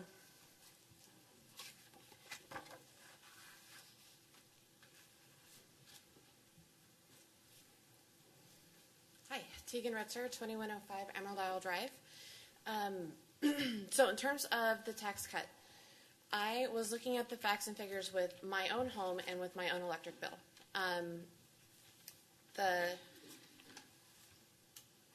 With how much my home is actually worth today, the tax cut saves me about $3.20 a month.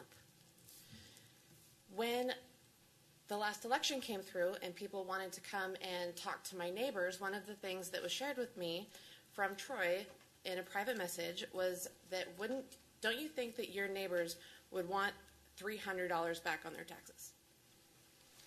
Yeah, I do. I really, really do. But $3.20 a month is not bad. In fact, the only people that are getting $300, an actual $300 tax break, live in Grand Mesa. So if you're trying to sell people in County Glen a tax cut that you're planning on giving to people in Grand Mesa, that doesn't make any sense to me. Especially when you take into account that we have an electric bill that now the franchise tax fee is going to go up. Whether or not we believe that that is a good thing or, diversifying income, that's totally debatable. And whether or not the tax cut is appropriate, totally debatable. I'm not even making qualms about if you guys should have, decided this tax cut the way that it fell down. What I am having a problem with is that when you tell people, when you promise my neighbors $300 and then give us $3 and then say promise fulfilled, that's not a promise fulfilled. You need to be honest when you're only going to save taxpayers $3 a month, that this is a $3 a month tax cut. It's really not more than that. I don't need more than that. But I need you to be honest with what you're actually delivering here. So, thanks. Joel Snyder.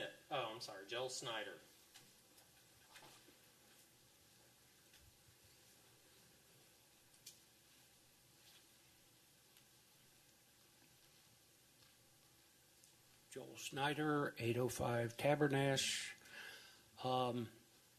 The thing I'm looking at right now that I didn't see before, capital projects, that's a pretty huge jump, almost double. And is that where a lot of our money goes to? If it is, I think we got to think about things like if you have a partner, whether it's a spouse, a partner, a kid, whatever it is, if they're overspending, that costs you. And I think this council needs to look at that not from what's cool to do, but how do we keep this so that citizens don't have high prices on their tax dollars? I'm very much in favor of the taxes coming down, and if it's only $40 a year, hey, that's $40 that I can spend on a dinner with my wife. But I think the important thing to consider is, where is our money going to that costs us so much? And could we put it into things that are more advantageous, bring in more tax revenue rather than apartments, etc.? I really appreciate the city council trying to do things to help us. I really do. So dropping the tax rate, I think, is important for the citizens. Thank you. Thank you, sir. Would anybody else like to speak on this item? Anybody else like to speak on this item?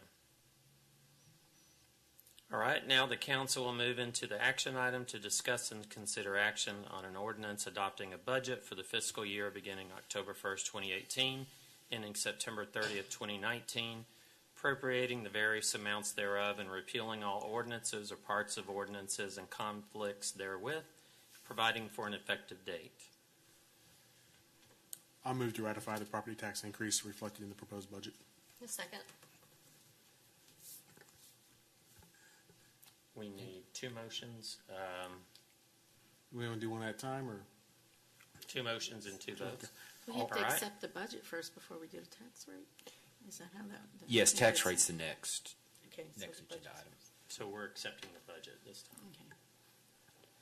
time. Okay. Mayor, if you don't mind, I have a recommendation due to some recent changes. As you know, we just received a grant from the federal government to help us with opening Fire Station number 5. We did not expect to hear about this so soon, and earliest we thought would be February, March of next year, and you can't base a budget based on hoping you'll get a grant. We felt like we had a good chance. Chief Gardner did a great job, but we just recently learned that we did receive that grant, and it pays for 75%, more or less, of the personnel for the first 2 years of operations, and then 35% for the third year.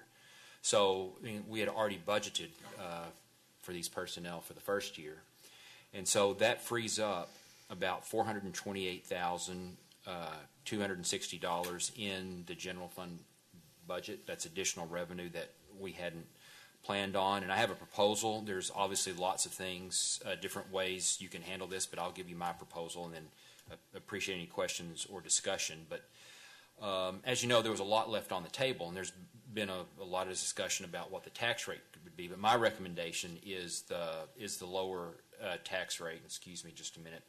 That was of the 55.1867 cents, and then in addition, a couple of the top supplements that were not added in the budget were a new street supervisor and truck, a new division chief in the fire department and truck, some reassignment pay for the battalion chiefs in fire, and then as later on in this agenda, we have an item, if you so choose, to do an RFQ for a traffic engineer to develop an access management policy for us, and that's not been funded.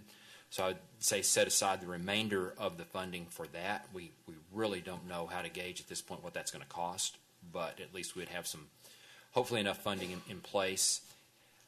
Make that recommendation with the budget that you've seen and the 55.1867 cent tax rate. And I'm happy to answer any questions. So the hiring of another fire person, another fireman, and the purchasing of a truck, and the hiring of another police officer?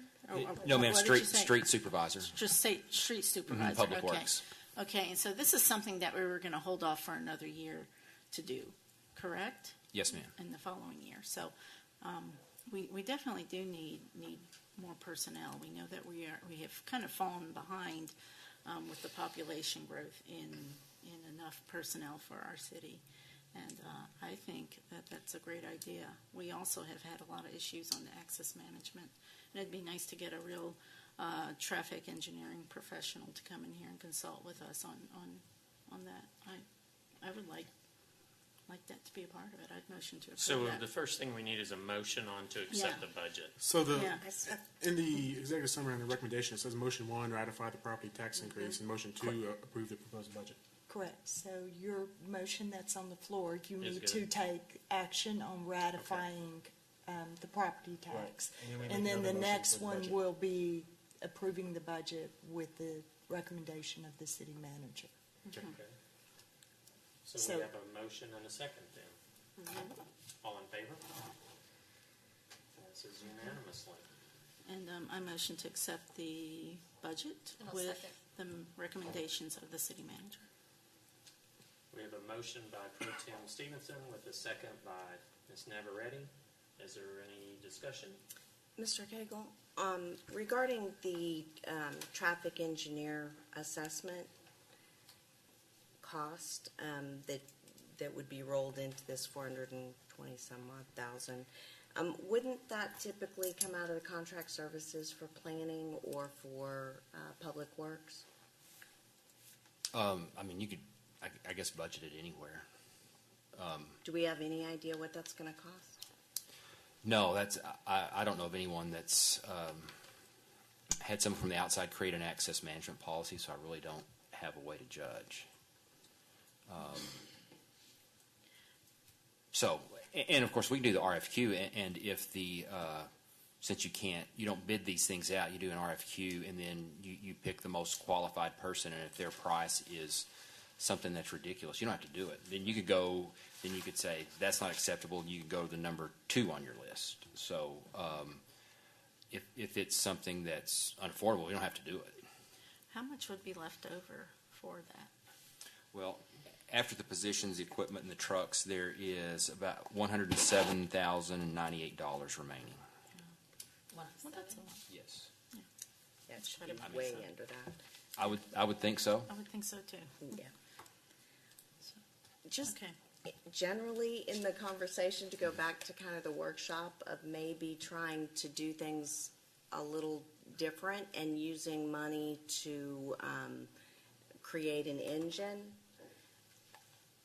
The thought comes to me, we have $428,000 that we didn't plan on. Is there something that economic development could use that money for? I'm not saying we don't need the staff. I know that you guys are so overwhelmed and you need all the additional staff. I just wanted to piggyback on our earlier conversation. Is that would certainly be something different, is to take that money, and what magic could you weave with that, Mr. Willis? I can always spend money. But Mark, if you're going to talk, would you come up to the microphone, please? I know it's kind of out of the box, but we're just hearing of the recommendation of what to do with the additional. I'd say I can always find a way to spend money and a good reason to spend it. However, what we've been doing in the 3 years I've been here is applying specific incentives to specific projects. And if I had a specific project that I could tie that money to, I would present it, but I don't at this point. And the way we've been trying to set up our incentive programs is a pay-as-you-go, and that the people receiving the incentives have to produce before they get them. Most of our stuff has been reimbursement so far, and frankly, I think we're doing pretty well with that, with the big projects and the little projects we're doing. We could do more marketing, we could do things like that, but considering the size of the city and where we're working at now, I put in the budget I thought we needed to do what we need to do now, and I'm always reluctant to just say, here's a pile of money, whether it's to me or anybody else, and say, we trust you to use this wisely. I would be reluctant to suggest that you do that at this point. I have no qualms about it, as you know. I've been up here quite a few times and asked you to approve incentive packages. I could find a way to spend the money. I just don't think it's the right way to go right now for us, to be honest. Thank you, Mr. Willis. Thank you. Okay, so we have a motion and a second to accept the city manager's direction on the budget and the tax. Is there any other discussion? All in favor? All right, passes unanimously. All right, now we move to our regular agenda. We're going to discuss and consider action on the first reading of an ordinance levying ad valorem taxes for the use and support of the municipal government of the City of Leander, Texas for the fiscal year 2019, providing for and apportioning each levy for specific purposes, and providing when taxes shall become due and when the same shall become delinquent if not paid. Thank you, Mr. Mayor. Thank you, Mr. Mayor. The proposed tax rate, which you just considered with the prior motion to adopt the budget, is 55.1867 cents. The city's charter requires 2 readings of the tax rate, so this is the first reading. The second reading would occur on your next meeting on September 20th. As mentioned before, the tax rate consists of two pieces. The first piece funds the general fund, the operations and maintenance tax, as it's known. It's 34.1212 cents per hundred. And the other piece funds the debt service for general fund capital projects debt service, and that is 21.0655 cents for the total tax rate. Happy to answer any questions. Thank you, sir. This is an action item. Is there, can I get a motion? Motion to approve? I'll second. Motion to approve by Ms. Navarrete with the second by Ms. Shepherd. Is there any discussion? All in favor?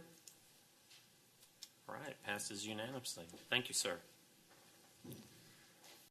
All right, we move to number 23. Discuss and consider action on contributing the cost match in the amount of $875,554,000 for the approved staffing for adequate fire and emergency response SAFER grant, and authorizing the city manager or his designee to execute any and all necessary documents.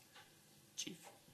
Mayor, Council, has been discussed somewhat this evening. We were fortunate to be able to receive a grant from FEMA for SAFER, which is the Staffing for Adequate Fire and Emergency Response grant. That grant will issue to us is valued at $1.4 million.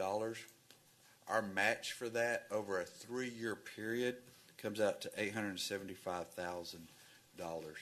That breaks down to our receiving funding of $428,260 year one, $571,014 in year two, $409,228 in years three, and there is a small sum that's left over for like a month and a half in year four.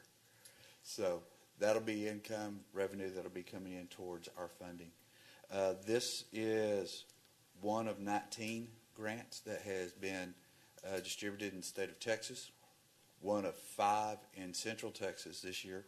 We are the largest awarded grant in Central Texas and the 6th in the state. So it's nice to get those. This is adding to our ongoing project. Since my time here, we've collected somewhere around $3.4 million from the federal government for grant. 3.2 of that has been used for staffing and hiring since we've been on board here. So this is a program that we actively participate. We do all the grant writing done internal, and we manage that ourselves internally. So I would ask that you approve this grant, and we'll notify them that we agree to the 3-year process of matching to those numbers that we talked about, and that we agree to not have any layoffs during that 3-year process. I gladly motion to approve. I'll second that, and thank you for your diligence in pursuing those funds. Absolutely. Absolutely. Nice job. Thank you. We have a motion to approve by Councilmember Navarrete with a second by Councilmember Shepherd. Is there any other discussion? All in favor? All right. Great job. Thank you. All right. Number 24, discuss denying a request to increase the rates of Atmos Energy Corporation, Mid-Tex Division, and approving a reduction in rates based upon a system-wide cost of service decrease in the amount of $30,257,305. This is discussion only, no action taken. Yes, sir. Thank you, Mr. Mayor. You covered the first part that I wanted to make sure it was understood, is that we are not asking for any action this evening, but to refresh your memory, Atmos Gas filed a rate increase earlier this summer. You took action in June to postpone action for 90 days. The 90 days expires on October 4th. So in the interim, the city consultant, legal and the utility rate consultant has been attempting to work with Atmos Gas to reach a an agreement that is somewhere more in line with what our consultants think the justified rate increase would be.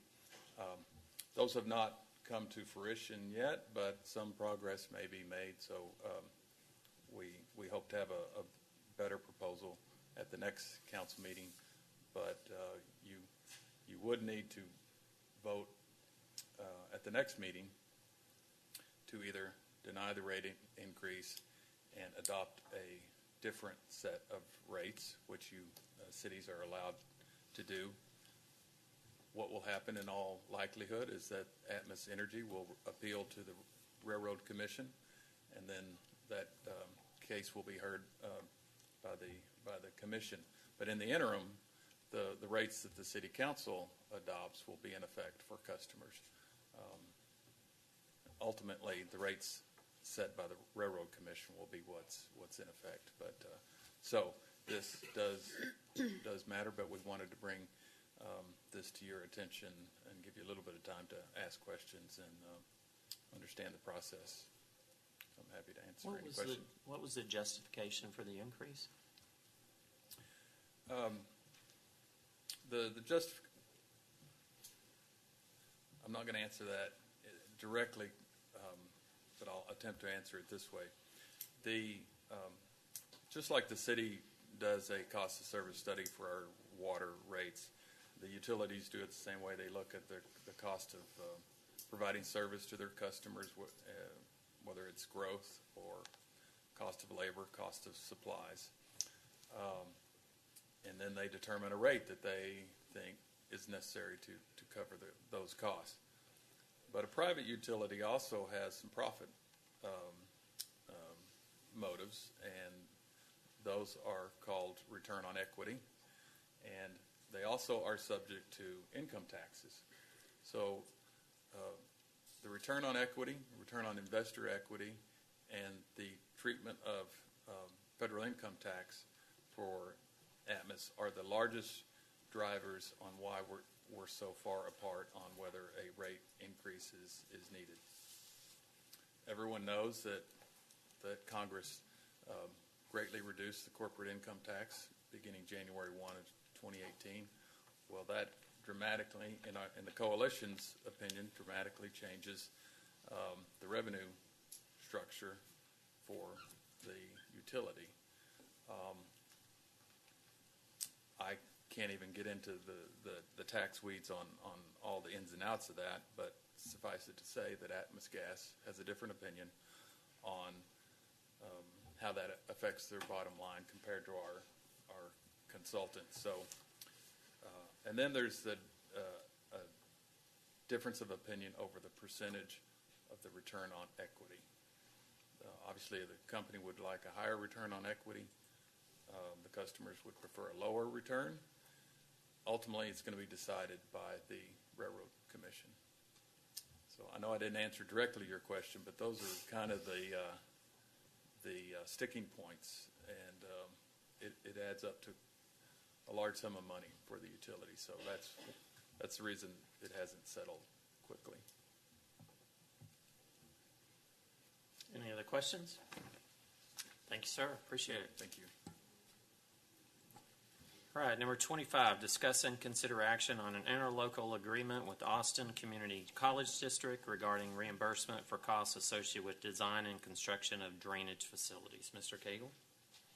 Sir, Mr. Mayor and Council, this was an item that was on the last agenda in the reimbursement agreement between the city and the TERS. ACC, during their construction, did some drainage work and some retention work that benefits the property to the north of them, and we agreed at that time we would work out a reimbursement agreement with them. We did that at the last council meeting, and this action actually pays them from budgeted money in the TERS, in the amount of $249,129.50. This is a little different. Usually the reimbursement agreements are on a payout, but this one is much smaller than any of our other agreements, and the money was available in the TERS fund, so this is a one-time payment, and that agreement is then done. I'd be happy to answer any questions. Did the TERS board vote on this already? Yes, sir. Okay, so they approved it. I'll motion to approve. I'll second. All right, we have a motion to approve by Ms. Navarrete with a second by, who was the second? Stevenson. Pro Tem Stevenson. Is there any other discussion? All in favor? All right, passes unanimously. All right, number 26, discuss and consider action on directing staff to issue an RFQ to select a transportation professional to create an access management policy. Mr. Cagle. Sir, once again, Mayor and Council, we discussed this a little bit earlier, but we had a workshop on this last meeting, and I think the idea then was to hire a transportation professional, probably an engineer, a traffic engineer, to create an access management policy. And all the issues that we're having are on our arterial, so we'll study all of our arterial corridors, have them come up with an access management policy, but also we can ask them, I know there's been some concern on some of those corridors about the best place for signals and managing the traffic, and we can ask them to do at the same time to do that. And so all this is just directing staff to go through the process like we normally do with an RFQ, and then we'll have to bring back to you all the people that applied and were interviewed and the selection process, and make a recommendation to you. Have we ever used a traffic engineer specifically when we've written our ordinances that affect access and transportation, and with our transportation planning and our maps? I would say not in this manner specifically. I mean, we've used lots of traffic engineers on a variety of projects, but not creating an overall access management plan. I think we've used studies also that were done by others. So. Is there any time frame you think that this would normally take? Is it? Oh, I would think we could bring this back to you in less than 90 days. Does that sound about right, Joy? She's shaking her head yes. I'll motion to approve. I'll second. I would like to, I'm sorry, go ahead. I was going to clarify, that's to bring back a selection, not Correct. a new policy. Right. Yes. That's right. I would like to, if possible, make an amendment to the motion that I would like to specify that the project is awarded to a Central Texas engineering firm, given everything else being equal. I would like to see us using engineering firms that live here and know us and know our traffic and know the issues in Austin that we're trying to avoid. Is that everything else being equal in our RFQ?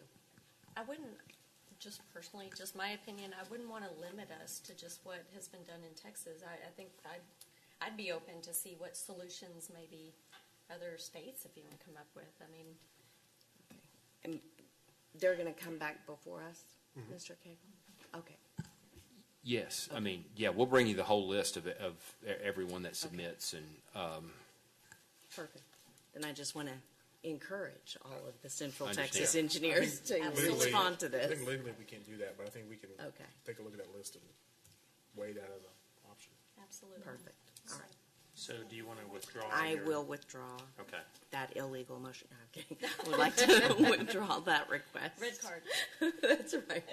So we have a motion to approve by Councilmember Seiler with a second by Pro Tem Stevenson. Is there any other discussion? All in favor? All right, great, thank you.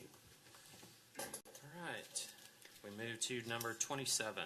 Discuss and consider action on the report from Antenora Architects for 104 North Brushy Street, the Davis House. Mr. Cagle? yes, sir. So finally, we're here. We were going to talk about it at the retreat and the previous council meeting, and we've had to put this off.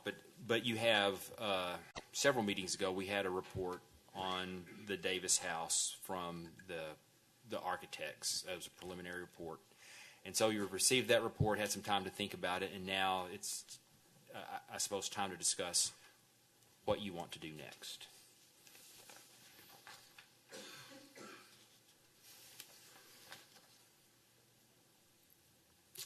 Don't be shy. That's a hard one. I know. Well, if we're going to continue on with this, then we need to take this next step. It's considered a historical building, and we don't have too many of those in Leander. So the next step is to write the historical structure report. Is that it, or is that also include the treatment options. They'll give us options, but it doesn't. I mean, this is, so let's say your desire was to refurbish the building in a historical manner. There's 2 or 3 more steps before we get to that, into finding a contractor that could do that kind of work. So, So How this much is have we- 25,000 just for the report. yeah, and then there's going to be a couple of more reports before you get ready to hire a I contractor. think it's time that we have to really, I think everybody knows that I want to preserve as much history as possible, but I think we need to look at the information we already have and determine, is that still our end goal? Or if I think there's a lot of talk about people thinking this is not going to ever be a good choice. And if that's the case, I don't want to throw any more money at it. How much have we already spent? Just under, it was 24,000 and something. And so really we're talking about $50,000 to tell us what we all know. It's old, it's falling apart, and it's filled with asbestos and probably lead. But we all love it. We all love it. Absolutely. My concern is it's been added onto and changed so much. I think we would be better off to just level it and recreate, what's the word? Rebuild? Yeah. Well, and what I would love to see is us offer it to a business for $1 a year for a 20-year lease and have that business do all of the fixing. That's what we're doing with the chamber right now. And the chamber brings in business for the city, so I'm glad they're in there. I mean, that would be a great incentive for a business coming in here. They don't have to pay for the land and, let them put the money into I'm sure fixing there's the some building. legal aspects to that. Is there? I'm sure that we need to When dig you into have that a little deeper. for-profit, But a for-profit business that we're giving them. The city of Georgetown, they own the airport and all the surrounding land, and that's what they do. They on these old Army barracks, they grant 30-year leases for $1, and the business comes in and pays for everything to be refurbished and brought up to code. And now that business is also paying the improved property tax. So it's Georgetown. Is it something we can do legally? I guess I would like to maybe Might be an take some option, but time what would to. we do at the chamber? No, she's talking about the No. Davis house, the white one. That's what I'm talking about. The Davis House for some prospective new business who wants to come to our city.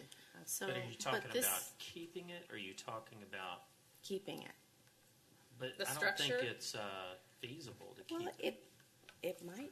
well, we need to know if we're going to keep it, we need to know what's wrong with it. And this will be that next step in figuring out what kind of work needs to be done on it.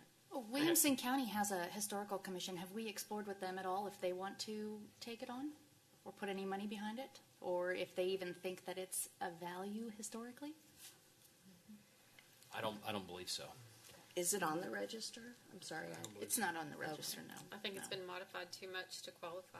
I think So you're would probably it be right. expensive to get a cost to move it? You can Is move that- it. I don't and think it'll just- move. It wasn't it moved here. Do you recreate it using the same wood? Do you, what about an appraisal on the land if it were torn down? I mean, just like what it would be worth to another company. I don't know anything about what lots are. I know one of the things that the chamber asks is about tearing it down and building a new visitor center there and using that wood to, using the wood from the existing Davis house. Reclaimed wood. To reclaim it and build from it. I would like to see cool. whatever That's an we option. do there be, again, an engine for business. Not that I wouldn't love a visitor center, but I would rather see a business there that's going to either level it and build something that's going to increase the property tax, jobs, sales tax, whatever it is, versus an amenity. A visitor center would be nice, but with all of the talk of getting a downtown and maybe eventually moving all the city offices, I don't know that that's the best place. I think we should just sell it, let the market decide. Well, even, Oh, I you don't- know, we talk about trying to do things for Old Town and bringing businesses here. So, you know, I met with Bridget lately, and there was a plan, I guess, a couple of years ago for building the type of building that would, you know, have offices for different kind of companies that Right. we would, you know, either do with some kind of incubator type thing where you're bringing them in at a certain amount, which is, you know, very cheap, and let them kind of seed their business that way. I think that would be awesome. Yeah. I just want to know who's going to tell Ms. Thompson. That'll be you.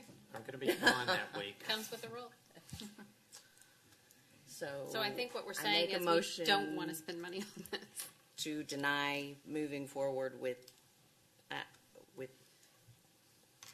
any more reports on So it. do Well, we, the next question is, Yeah, even what if are we that gonna do? passes, what are we going to do? I'll second the motion. well, if we pass it, then the next step would be to have some estimates on the cost of removing it, and We can get that. you know. Or maybe market value for something. Well, and I would say I would rather talk to Mr. Willis and the chamber and see what are the possibilities of us offering a land lease. I never like to sell the land because that's forever. Do a land lease and get someone in here, you know, use that as an incentive. I think it's something big, a lot bigger than what we would be able to come up with tonight. So maybe they Right, can I kind agree. of brainstorm and come up with different options that we could do. We can come up with something that would work for everybody. So our direction back to staff would be bring us ideas. I guess a cost of removal would be logical.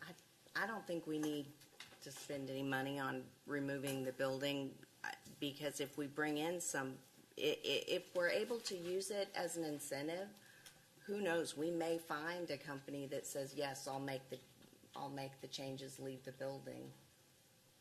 Why don't we just ask for a wide variety of options? Mark?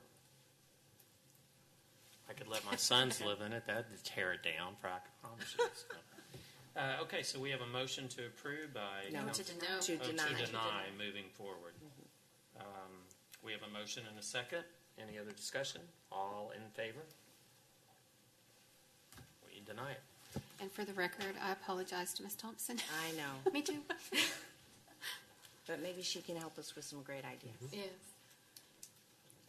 She'll need more than 3 minutes. That's true. I'm going to be gone that week. Okay, number 28, discuss and consider directing staff on the membership and selection process for the Comprehensive Plan Update Steering Committee. Mr. Cagle? Sir, Mayor and Council, it's not too early really to start on this. If you want to decide on the criteria, how many people, how you want the process to go. The information we put in the background is just what was done last time. That's just for your information, not what you have to do the next time. So if you want staff to start taking applications or start working on a calendar, now's the time to start that process. I'd just like to comment that I really like the diversity that we had, I think, in the last comp plan. I think it blended well, having lots of different views from different entities. So I hope that it would be set up very closely to the same, maybe some additions or. I'd like to see more of the residents that live in the areas and in the neighborhoods on this so that they can have input on what's going to be going on throughout I'd the like to see a city. bigger committee. Yeah. Yes, Yeah. I think we need more Citizen at large. more Like, yes, citizens, at a more minimum. landowners, and some representation from all different corners of the city as well, so we're not lopsided on it. Yes, I've served on this committee, and about half the people actually end up still on the committee when you're done, or less than half. So we definitely need to add people. I would like to also add that we include at least one representative from the ETJ, because it's there and they're part of our city and the future of our city. And then also, I would also like to say we need more citizens at large, and I would like to see that they are from all over the city, not So just maybe the at the west side. citizens at large, we could make it to where no more than one from each, say HOA or subdivision, you know. Okay, well, the other thing is you get too many people, we'll never ever get this thing finished. But We could set a limit on the citizens. So you don't end up with, three Yes. from the same Well, neighborhood. But what we've seen in the past is everything west of 183. So I would rather say we need someone west of 183, and then between 183 and 183A, and then moving it along east, and then maybe have a segment to the north and south. It's hard getting applicants. I was on the nominating committee. But I think also this is where our PIO could come in. Yes. Sorry to volunteer you for more work, but this could be some really great outreach that can potentially get more citizens involved. When I look down the list of who was on it before, they're all, on various boards already. Maybe this is a good way to start bringing some people into the fold and getting them in. If we do some really good online outreach and maybe get into community impact or something like that. I know personally with boards and commissions coming up that a lot of people have been reaching out to me asking for various, vacancies and, how many people can serve on what. So, I think I've seen more interest lately on people serving. So I'm optimistic. Do you remember how long it took last time? Is that like a 2-month thing? Is that no? It'll take 4 to 6 months. It takes a while to get the committee together? No, it does. Okay. For the actual it was But you wanna 2000. leave the It was 2 application years. process in 2006 open long and enough 4, to let people respond. So I would think 2 months would be minimum. Well, I was just trying to. to set up the committee. I was trying to think of a way that we can actually make sure that there's enough representation throughout. And I'm looking at the voting precincts here, and how they're working out. They go through neighborhoods and such. Instead of saying just so much in this sector, we need to make sure that they're evenly distributed throughout the city. And I'm looking at maybe so many from each voting precinct that we have in town, maybe one. Since we're at large, So, do you think people actually know which precinct they're in? Well, if they vote, they do. The thing is, though, is some of the precincts are enormous, and some of them have like 8 people. Yeah. Well, they're according to population, so your higher concentration, your precinct's smaller anyway. So that's kind of good, because then the one that takes up all the land, there's going to be less representation in there anyway. And maybe that would be a good way to gauge. Like, we want one from each voting precinct, which would get us evenly throughout the whole city, and then have some, maybe a city council liaison and somebody from P&Z. So that we can have people who know what's been going on in the city. Maybe somebody from the old commission on there, just so that they can have some history as to what went on. What if we got somebody who's not a Leander resident? Why would we do that? Because sometimes it's good to have a perspective from outside. Well, our ETJ would be that. ETJ, I think, Yeah, might suffice. they're close, and it's, Might kind of fill that void. Yeah. I want somebody that's got some skin or some potential skin in the game. Because last thing I want is someone that's, doesn't have a vested interest in the city or its growth and its future, and they end up being the president or the chairman and run the. I get that, but also I think that there's a value in having people that have maybe done this elsewhere or have seen what works elsewhere. Maybe you could have a guest speaker or something that, Yeah, to well, give their interpretation. A lot of And people that's what aren't they crazy generally about the do. plan They that we get- came up with last time, which is why we're already talking about this. So No, I'm just we're thinking outside the required box. to do it every 5. But we bumped up talking about this based on the need for a new comp plan.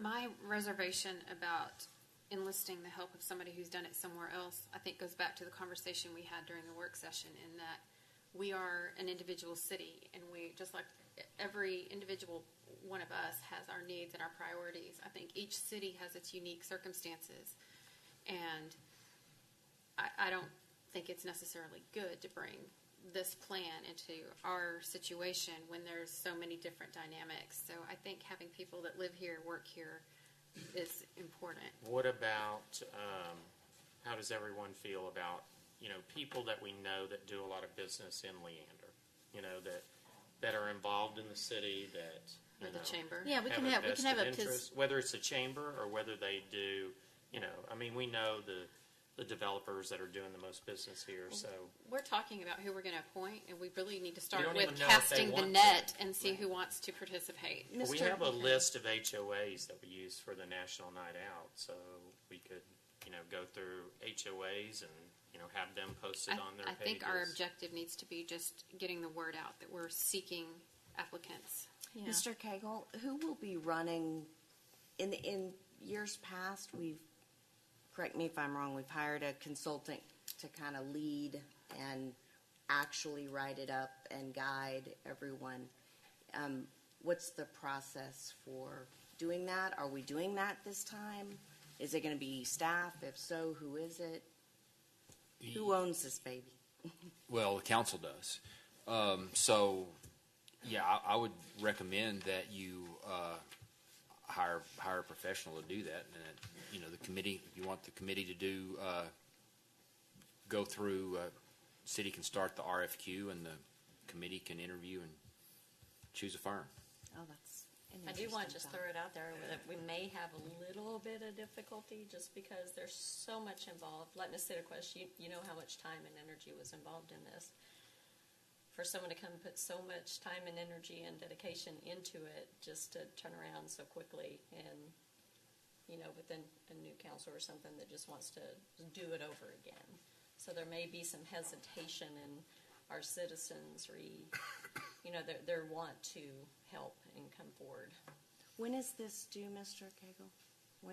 When do we have to have it done? Well, we've got a pretty good cushion. Robin, do you recall when we adopted the? 15? I'm sorry. So roughly October 20. But it's a slow process. And you can, It is. you can obviously adopt it earlier than that. Right. It is a very slow And it should be. process. It should be. So we're about 2 years ahead of time. The last one I served on, 2004, it took us 2 years to 2006, and we had an outside consultant who pretty much wrote the whole thing and, Well, and helped us. that's been my pushback, and why this last time I know it took a little longer, because what they brought us back was not very realistic. Right. So we pushed back, and I think we need to allow time for that to happen again. And I think that's something we need to consider when we choose who's going to do it as well. Absolutely. Yeah, as far as soliciting an outside company, is that something where, much like the earlier process, we would bring back to council a list of different companies and? It's entirely up to you.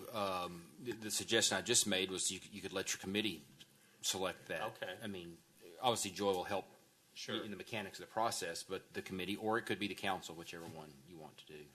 I think the committee, I don't know what everybody else thinks. That kind of makes a lot of sense, actually. I think if we were hiring somebody, I'd like to get suggestions maybe from the I committee. would and it too. I'd like ultimately the come back committee to make council. suggestions. Well, and that's a good point. I'm sorry.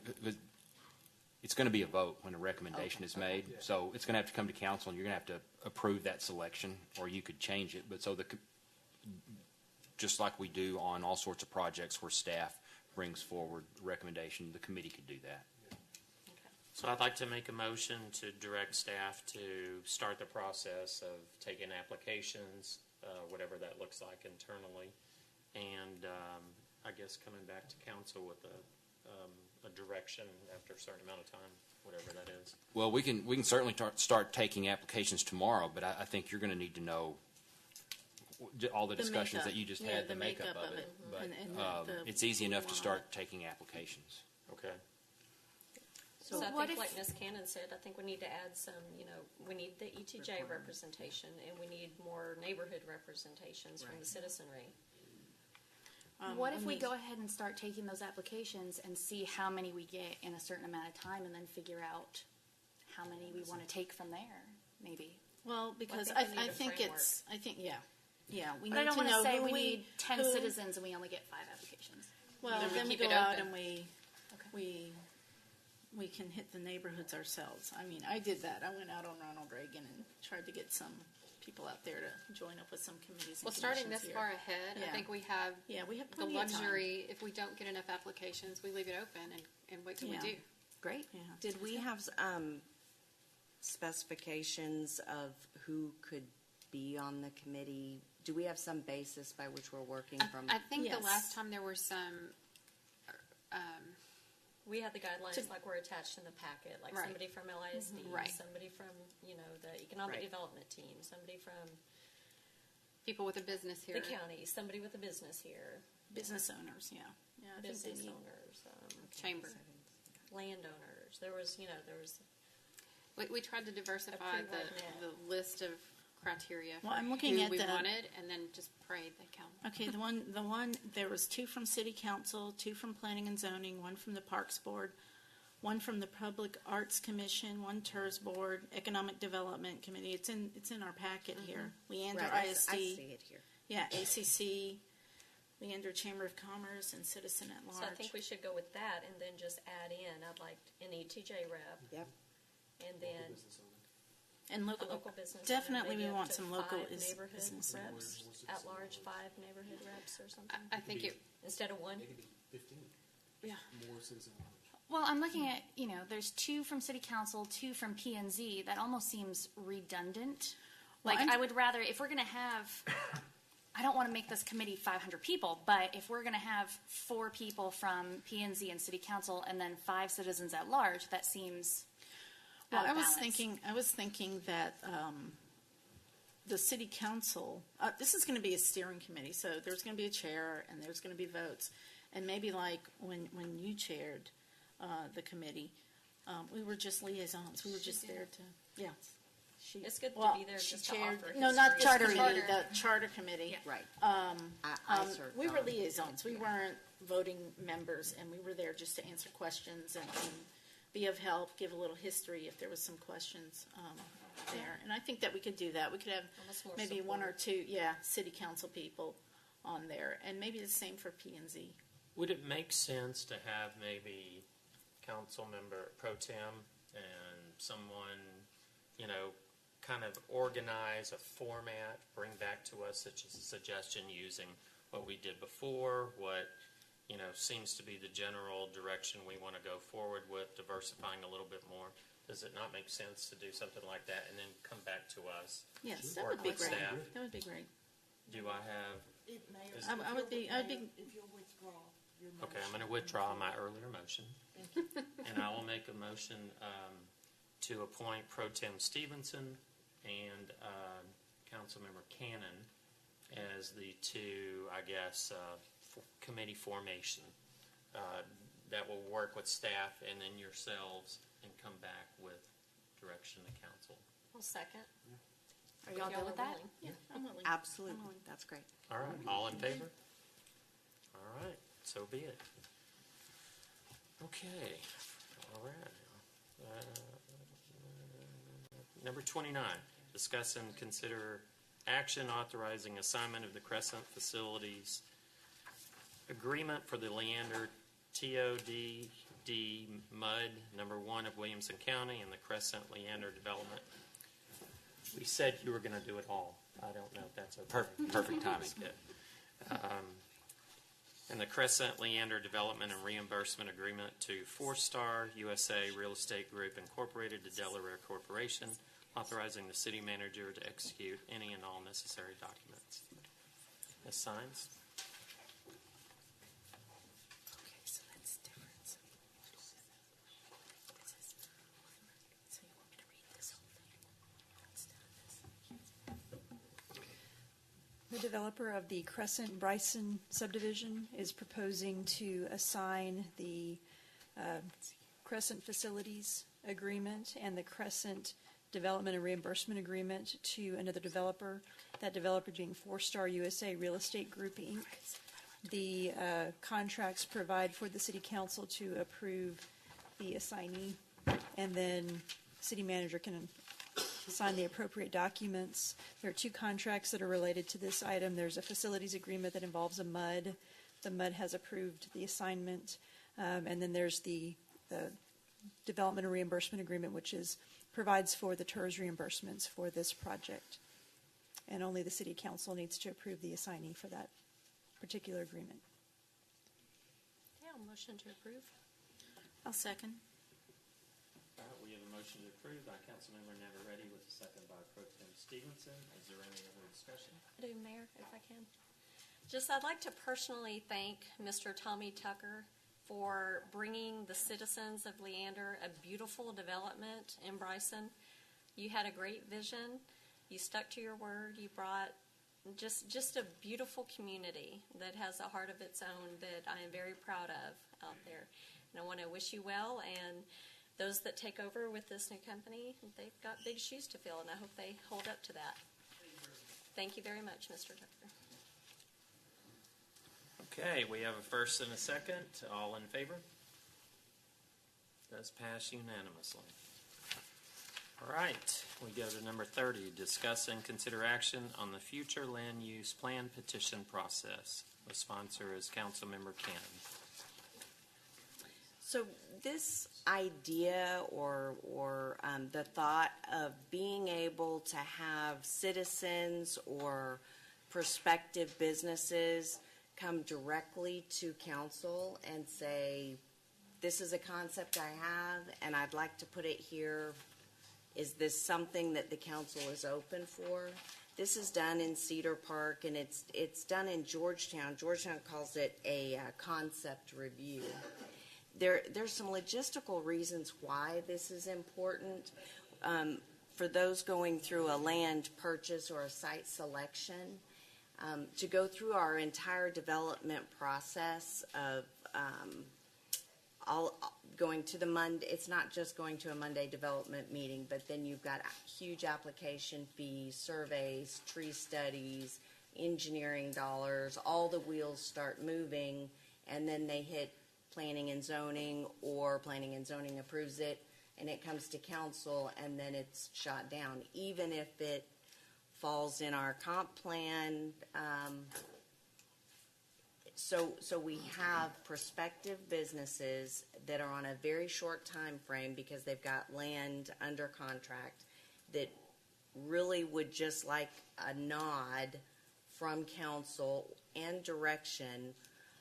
Is this something the city even wants? Because, for example, if a light industrial or a research and development or a manufacturing company comes to our city, they're not looking at our comprehensive plan map to decide where to go. They're looking, how close am I to road access for my employees, where's the best demographics. Site selection usually does not align all the time with the comprehensive plan. That doesn't mean that we necessarily want to run them away. And then if you look at our comp plan map, there's very little areas that are for light industrial, heavy commercial, heavy industrial. Very, very small areas. So basically what has to happen now is a prospective business has to know to look at our comp plan, look at the areas that are shaded purple or pink, and if none of that land is available for sale, they're going to move on because there's neighboring areas that they can move right to. So I've heard this for years from the outside looking in. It would be nice if we could just go to council and get a nod. Is this something that the council wants or not? It's not binding. It doesn't add to any steps. It's a 2-page application, so the cost is nominal. That way they know before they're $50,000 in and have tied up a property for 6, 9, 12 months. That's the genesis of this. And this is specifically for the future land use plan only, to do this for that? It's interesting, when we talked about it, and I'm not sure if Ms. Sines was here when we talked about the legalities of it, I specifically didn't want it just for a comp plan amendment change because this issue could also apply to our current zoning. You could have something currently zoned from years back, multifamily, but we've got an employer who does research and development in medical science that wants to go in this location. We've got a ready seller, but it's against what is currently zoned. So instead of spending tens of thousands of dollars to go through a long process, it would help them to be able to come forward. It's voluntary. Nobody has to do this step. They can skip it if they're secure in what they want to do. It just gives the option to our prospective new employers an opportunity to come here before council with a site plan that's done up without having to spend a lot of money on engineering, land planners, etc. So the agenda items for the future land use, but you want to make this No, I across the don't know board why for the this- zoning, the whole zoning ordinance. I'm just trying to. Well, not just for the comprehensive plan and not just for zoning. Georgetown calls it a concept review. Okay. It's a concept review, and I like that idea of a concept review. And at no point and somehow we just got confused, but never did I want it mandatory. I didn't want Sure. it added to the step. I just wanted it as an option. So not just for the future land use plan, but as a whole new avenue as a concept review. That's right. We got a roller rink or an ice skating rink that wants to come in and go on. So that they want to test the waters of the council first. That's right. Before they go forward. That's right. It's And so very it's- expensive, and you're tying up land for a long time. And we've seen recently where we have cases that they do match the comp plan, and they're following through and spent $40,000-$50,000, and the neighbors found out about it, and everything tanked, and everyone denied their request. But it could still happen in this process, though, right? Absolutely, but at least we're giving the prospect an option just to run it by In the us. past, this has only come to us very few times, if council remembers, but where something like that would come to play, and they actually requested a workshop with city manager, and we all just came an hour early, and they presented, and it was I know, informal, like where Honda's you trying to could get a ask workshop questions. going now, and And it's I hard wonder to just do. if that would That's- suffice. it's not. I mean, it's just a matter of scheduling it. Well, I think maybe something needs to be said up front about these are your options. I think that in the case that, that inspired all of this that we're all talking about, I think any one of us could have looked at the map and heard the details and known that that was going to be a mess. Well, just to be clear, that particular situation that we're referring was not what inspired my idea to just my years of being around and hearing from developers and businesses that are like, I've got a great R&D business, but I'm looking at your comp plan map and there's no land available for sale here. So Georgetown has a concept review? Georgetown it's called a concept review. Actually, and again, we've always offered that. We've no. always Well, had in how about place. this? And I see that this could be good in many ways for people coming in and not knowing what's going to happen. But my worry about this is that, okay, I don't necessarily want to use up city council time here up at the dais during a city council meeting to review a concept plan. What I would suggest is that maybe we as a city council set aside some time before the council meeting for anyone who wants to bring forward if there's a concept plan, set that forward and let them know that they can do that at I don't know, like we've always done. every other month or once a quarter, So is there something like that. Is there any reason, though, that it would be, so if you had a process for somebody petitioning to go to the council, and whatever the process of council agreeing to review it, which is, according to other mayors, kind of the process that they go through, we don't have to say we're going to review every one. But I think, when an applicant goes to planning and someone in the planning department will say, well, look, I think you're going to have a problem with the residents across the street. And the people decide to, okay, well, whatever, we're going to go ahead. And, we've spent 8 months or whatever, and it's never going to fly. I mean, it's a waste of our staff's money. our time, it's a waste of money, it's a waste of the applicant's time. I will tell you, at a recent event at Wilco County Realtors, one of the other city's mayors specifically said on his own that this is one of the best things their city did, that it works fantastic. Well, So I think the But if I'm can hearing any this right, developer is we ask don't know for what that? we're calling this or how to implement it. I don't think the idea is bad. Would you mind if we postponed and got the Georgetown Concept Review, Yes. maybe some of the other cities, just to Yeah. look at those? Yes. I think the idea sounds great. I just, Yes. And, Because I think calling it the future land use plan is probably Those are not two different accurate. things. I agree. That really wasn't my naming on it, so I think concept agree. plan review is more fitting. Well, let's Yeah. get some details and bring it back in a more detailed, articulate do we want way. And I'd just like to No, clarify if that's something we already do. I will, it And our is, staff could ask, let us know if that's something, if a developer actually formally requests if they could have a workshop with the council. I would like That's it something we do.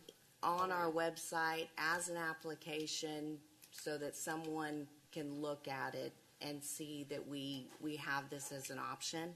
I'll make a motion to postpone this, and I personally will work with staff and with Paige to bring something back a little more targeted with some of the other Processes. city processes, something very simple, optional. could be just something on the website, request for a workshop. Absolutely. And, Yeah. but Click here. it may not even necessarily need to be a full Well, workshop. but it's so not I an will, official form. I'm not sure that you even need to table it, because I think you're going to bring it back as kind of something else. Right.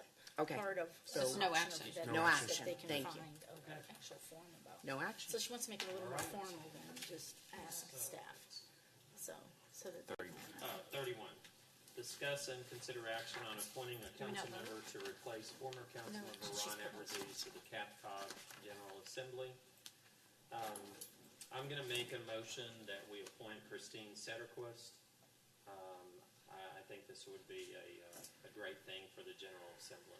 I'll second. All right. Can you do just maybe Mr. Cato, you can do this, what a quick recap, just for everybody, what the CapCog General Assembly does? Ms. Navarrete would probably do a better Yeah, job than I maybe you would, since she's been on it, and now on the executive committee.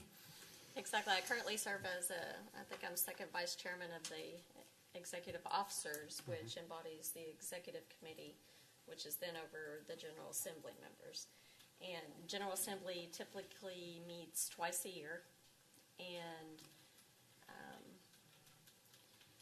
it's really good.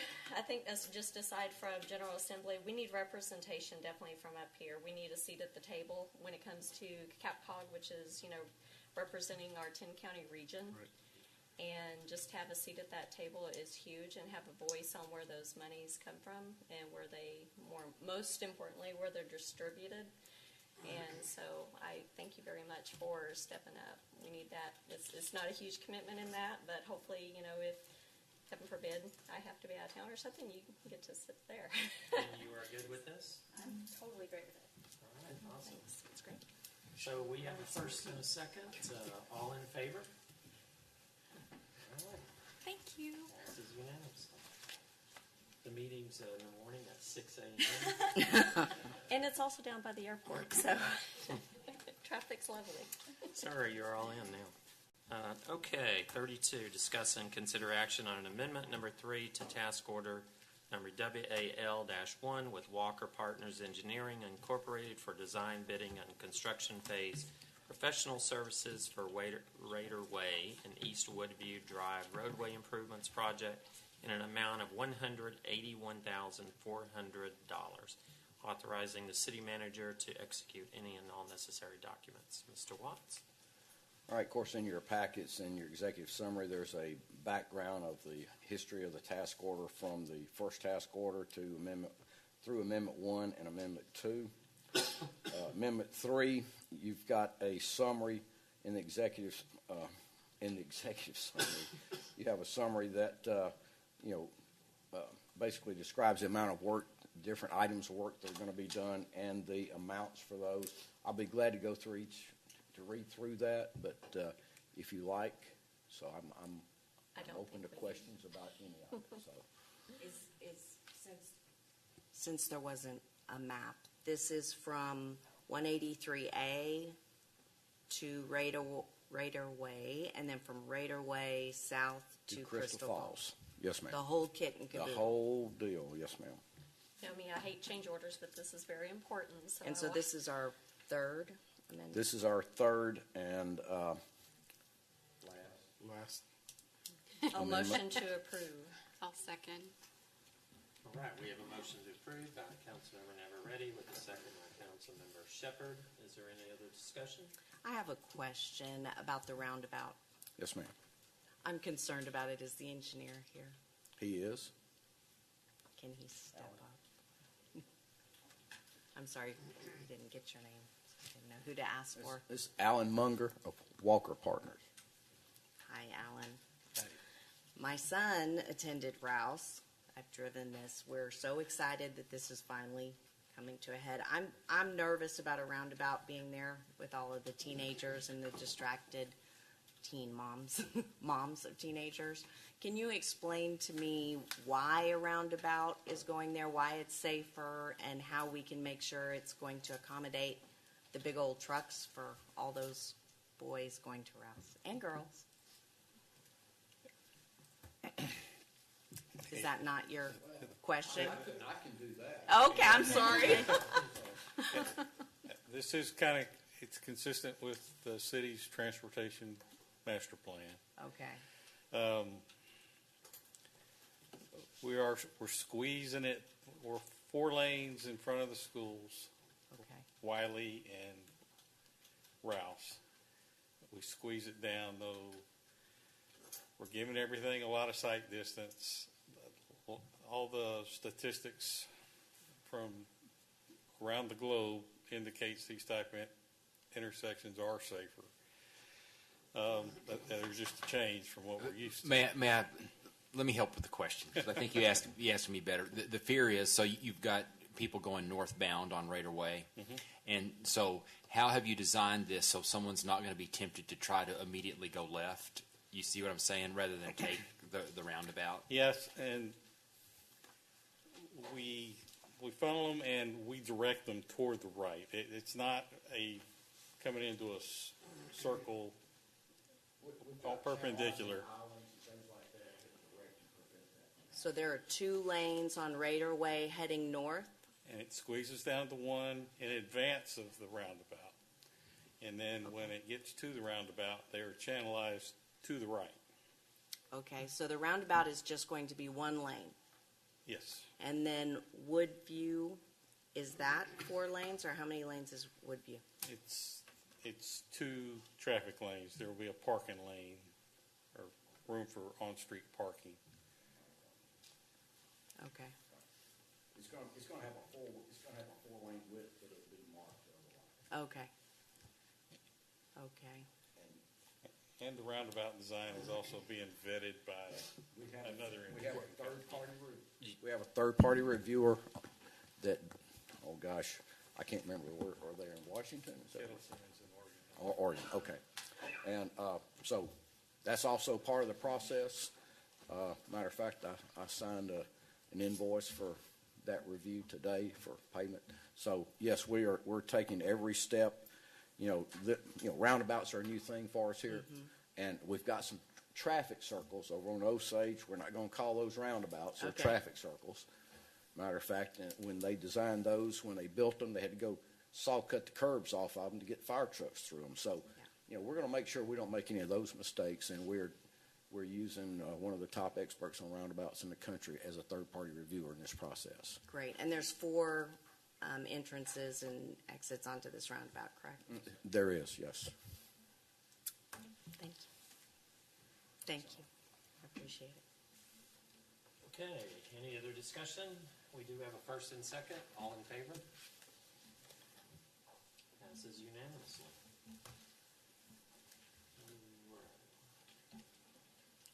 33, discuss and consider action on award of construction contract to Sky Blue Utilities Incorporated for the County Road 269 Hero Way Waterline Project in the amount of $377,144.09. and authorizing the city manager to execute any and all necessary documents. Mr. Watts? On Thursday, August the 16th, we had a bid opening for this water line project, which consisted of a base bid, which is Phase A, which is a 12-inch water line across 2243 and along the north-south leg of County Road 269. We had a Phase B alternate bid for either 12-inch or 8-inch water line from 269 to the eastern boundary of D&W Paint.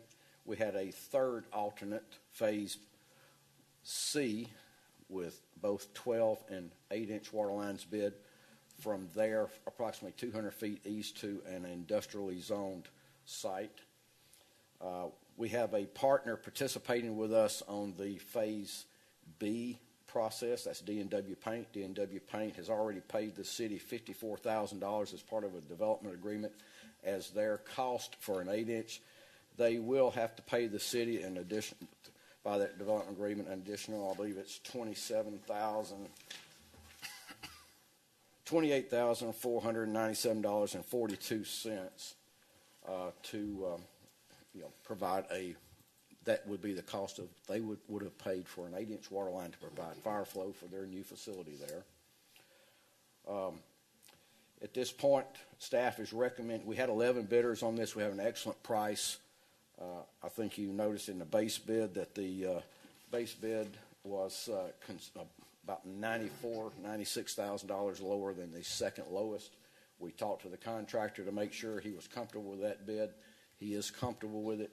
Sky Blue Utilities has done work for us before. We're pleased to have them on board. They are not change order artists, and they'll do a good job for us. We are recommending the award of the base bid and which is Phase A, and the alternate bid, Phase B, for the 12-inch water lines. Recommend award of the base and that alternate to Sky Blue Utilities in the amount of $377,144.09. The net cost to the city is going to be $294,646.67. One motion to approve. I'll second. All right, we have a motion to approve by Councilmember Shepherd with a second by Pro Tem Stevenson. Is there any other discussion? Yes. On Phase C, has the engineering been done on that? Yes, ma'am. Okay, engineering's done, so Yes, ma'am. when there's another development ready to partner with us? When we have a partner there that is ready to cost participate, we'll be ready to bid that again. Okay. Now, it won't work this time. We cannot change order it in should they come aboard later. Okay. We have talked to them about that, but their ability did not match our requirements as far as their contribution. Okay, so it would be a whole new. Yes, ma'am. It'd be a new process. Okay, great. Thank you. Yes, ma'am. All right, we have a first and second. All in favor? All right, passes unanimously. All right. Number 34, discuss and consider action on noise variance for construction activities to Cadence McShane Construction to provide for the remainder of the concrete pours for the Hermosa Village project, located on 11680 Hero Way West between September 11th and November 27th, beginning at 2 a.m. and requiring Cadence McShane Construction to post notifications with both flyers and message boards a minimum of 48 hours in advance of the activities. Mr. Watts. This is a second request. They are building a very large facility, a lot of concrete pours, and what they're requesting is they're going to begin pouring at 2 a.m. on Tuesdays and Thursdays beginning September 11th through November the 27th. Now, they do not expect to utilize all of these Tuesdays and Thursdays at 2 a.m., but they are allowing for weather and other delays of that nature. There was a failure in the, during one of the pours for the previous permission that they received, and that was due to a supervision change on their job site and a lack of communication internally with the company. But in spite of that, we took corrective action with the guys there over that issue, and we recommend approval. I have a question. We actually did receive, I personally received some complaints, about the non-notifications. I'm really glad they fixed that. But typically on these large pours, there were very specific hindering reasons why we let people do, they were pouring for a big storage unit facility or something, and we're going to have 30 trucks of cement, and timing and supply of cement was an issue. Is there any? I believe those apply here, but I hope Matt Briggs is here. I don't know what Matt looks like. Matt, would you come up? Maybe you could Matt kind of is explain with why you're Cadence needing that. McShane, so I'll let Matt address that.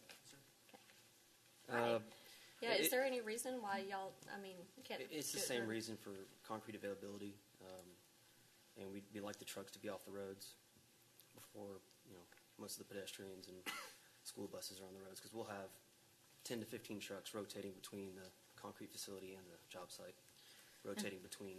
And how many trucks are typically done for a housing? We pour all day here. I'm just curious. I'm a little more conscientious on this pour because a lot of our others have been more in industrial areas. This is right behind a neighborhood. Their back fence is where these pours are happening. So I'm very hesitant to want to just give a whole holiday season from September to November. Oh, guess what? You're going to have 2 a.m. pours. Especially in the middle of the week. It's a school week for the kids. It's worrisome. If we denied this tonight, what's your plan B? We would have to start pouring at 7. We risk losing a lot of concrete during those pours. The pours would take longer. So we'd be pouring concrete potentially through the beginning of next year.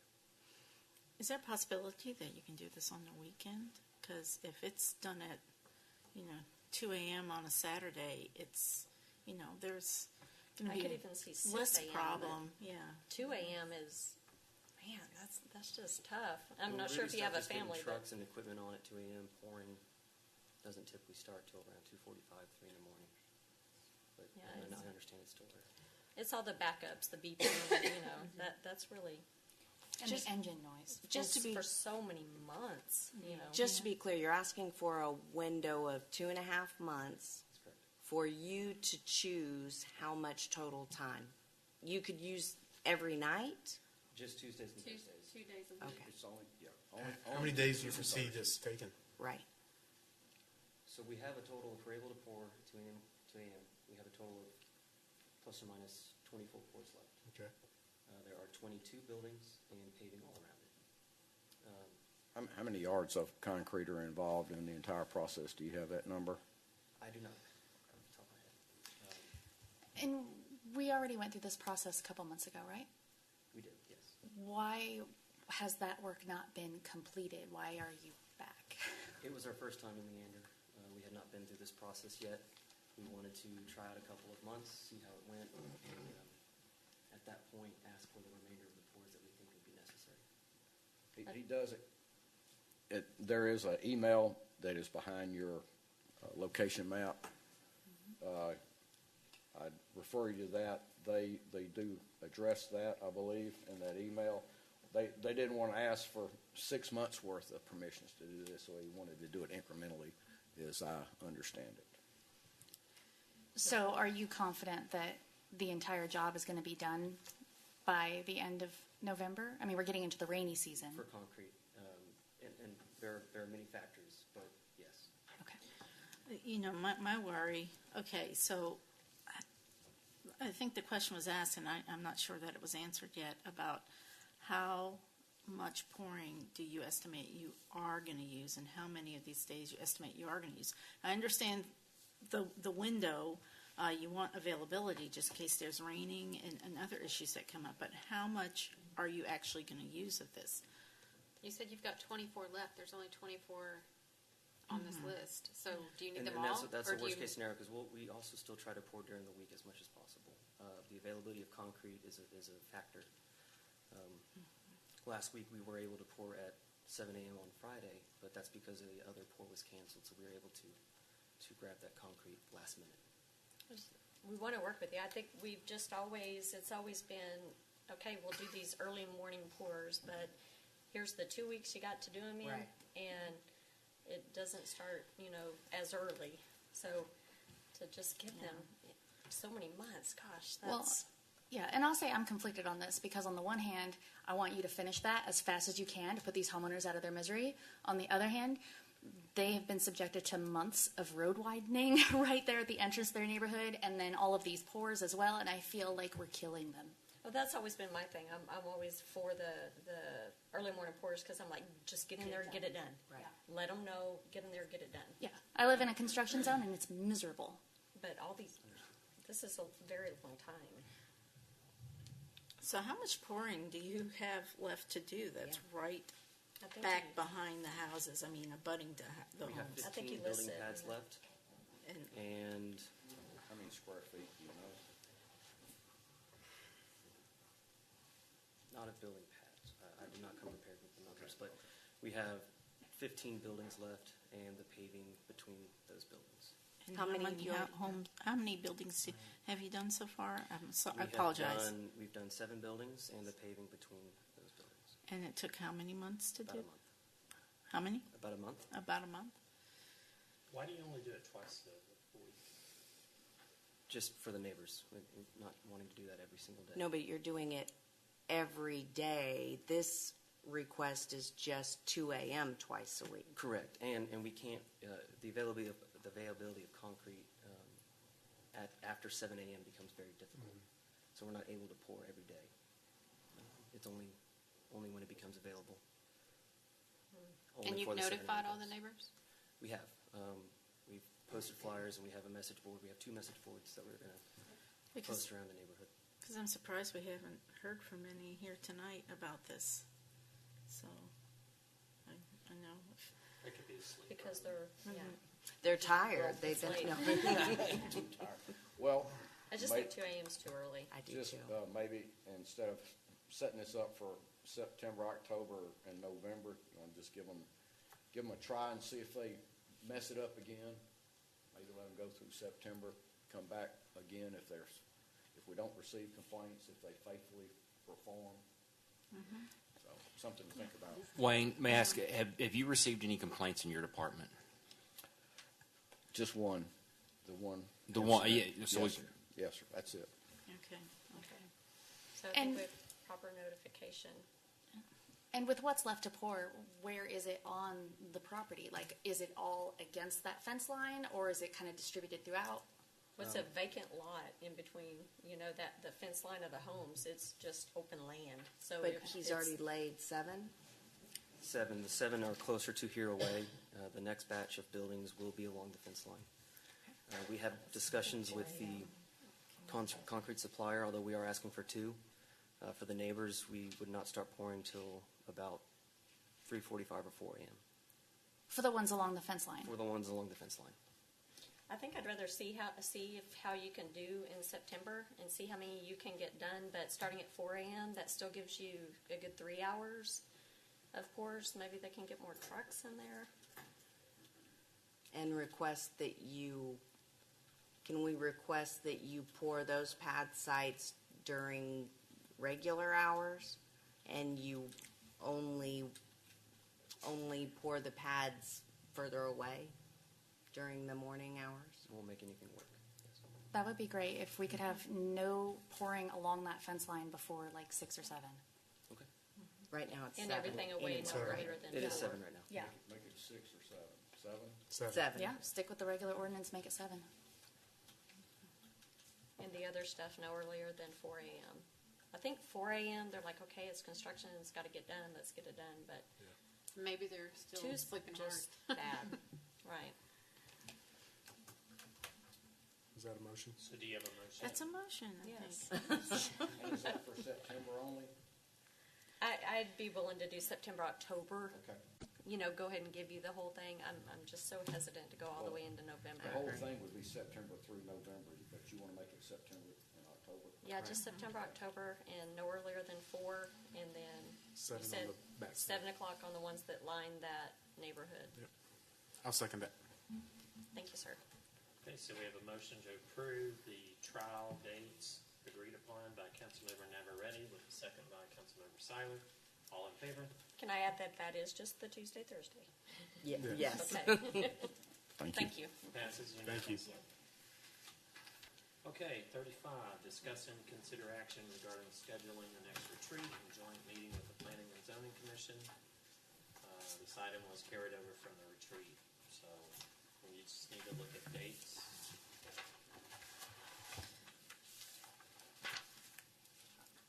Mr. Mayor, do you want to do this in a workshop before a council meeting or a separate date? A workshop before a council meeting would be my, Is that enough time? This is a whole retreat. It's hours. What are we trying to achieve in this workshop? I'm sorry. Are you talking about the P and Z? Yes. Sir. Okay. Do we have a proposed agenda? Do we know what we're trying? What is the purpose of the workshop? Well, typically what we've done are discuss the cases that have come before P&Z and council, focus on the ones where there was disagreement, talk about those issues, anything that came out of the retreat that you want to pass on to P&Z. Robin, can you think of anything else? Okay.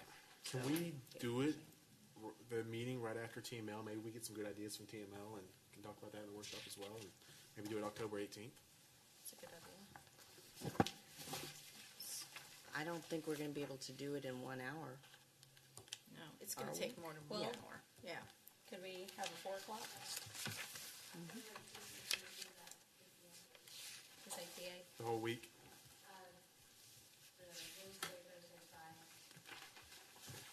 Sorry, I didn't hear. They're right there. They're right there. Oh, okay.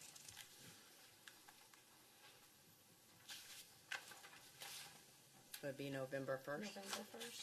Maybe you can do it at 4 to kind of allot for a 2-hour workshop. I don't know if that's adequate.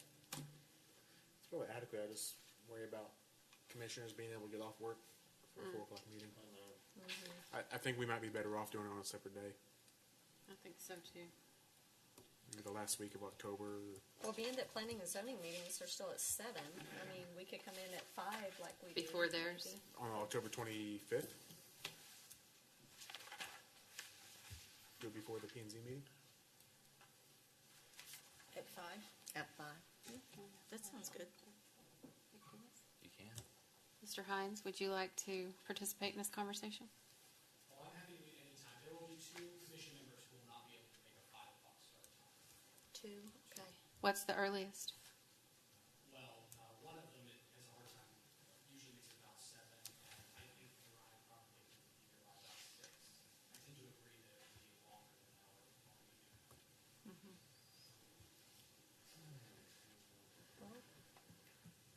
So maybe a separate day. The 23rd or anytime that week. We can do the 23rd. On a Tuesday. Give everybody a second to check their calendars. I'll have to see. Would that be at what time? 5? I mean, we're going to have the same Oh, if we're going to have it on a Same separate thing, day, but- we should have it later. So 7 o'clock. Yeah. Is staff, I'm fine with that. staff will need to be there? Could we try it at 6, just for? That's my That's- concern, is staff is coming, you know, for P and Z. Think Said about they the have five. people that can't be there. Just one. Oh, just- So 6, we could bring on another P and Z member, accommodate, okay. So we could start at 5 and, I'm sorry. Let's do that. And then can we just do this by email? Sure. Well, Oh, we can't. Dara can. Yeah. Darn. Yeah. Well, Okay. But can we tentatively say October 23rd I at think- 6 or the 25th at 5? Mm-hmm. Maybe give them options. So you said the 23rd at 5? 23rd at 6. 6.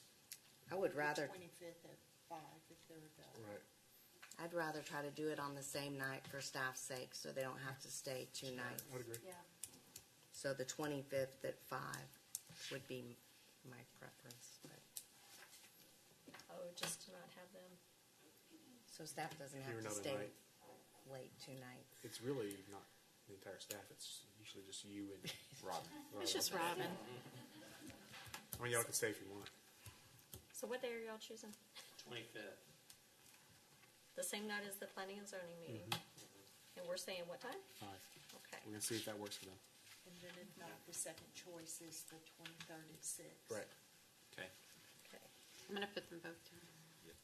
Well, should council, to make it a little bit easier, should we suggest that? And then if that totally fails, we cannot make quorum, then we can fall back on that one. If you give somebody a choice, you're gonna have half and half. Right. I'd rather council Let's make prefer the the 25th. recommendation. Like a motion, so I'll make a motion to have our P and Z council workshop at 5 PM, October 25th, prior to the P and Z meeting. I'll second that. Perfect. Okay, we have a motion by Councilmember Cannon with a second by Councilmember Navarrete. All in favor? Passes unanimously. Now we have to do the retreat. Now the retreat. And it's in Vegas, so it's a joke. Sorry.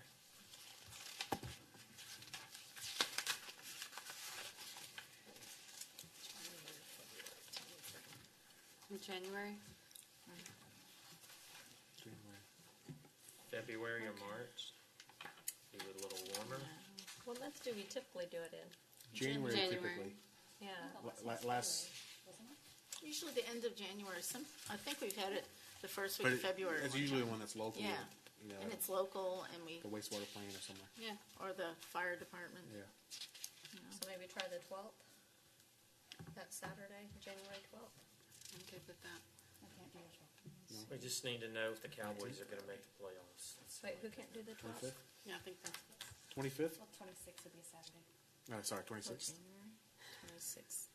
What about the first week in February, the 2nd of February? I hate to push it out so far. I'd rather stick with January. 26th? 26th? 26th. Done. 26th. And would this be at UCRUA or? We could do that. We could do San Gabriel room's pretty nice. I'd rather do it Yeah. here. Yeah. All right. Yeah. So it would begin at 9 a.m.? Sure. 8 a.m.? 9 probably works better. Okay. What date? 26th, 26. January.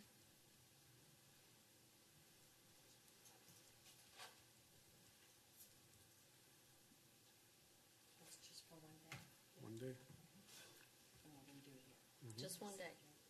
It's a long You day. can stay here multiple days, but Okay. Do you need a motion? and a I'll second. make a motion that we have our council retreat January the 26th, 2019 at 9 a.m. here at our beautiful city hall in this. I'll second. do we have to specify a time? Because we may, depending on what's on the agenda, we may meet at 8, right? Do Yeah. 9. All day, the Just 26th. the 26th, then.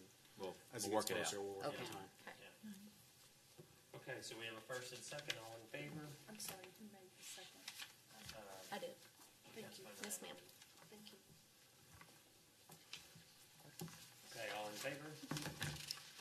Passes unanimously. All right. All right, receive water use and supply update for the month of July 2018. Mr. Wilmer. Good evening again. This is the update for July of this year.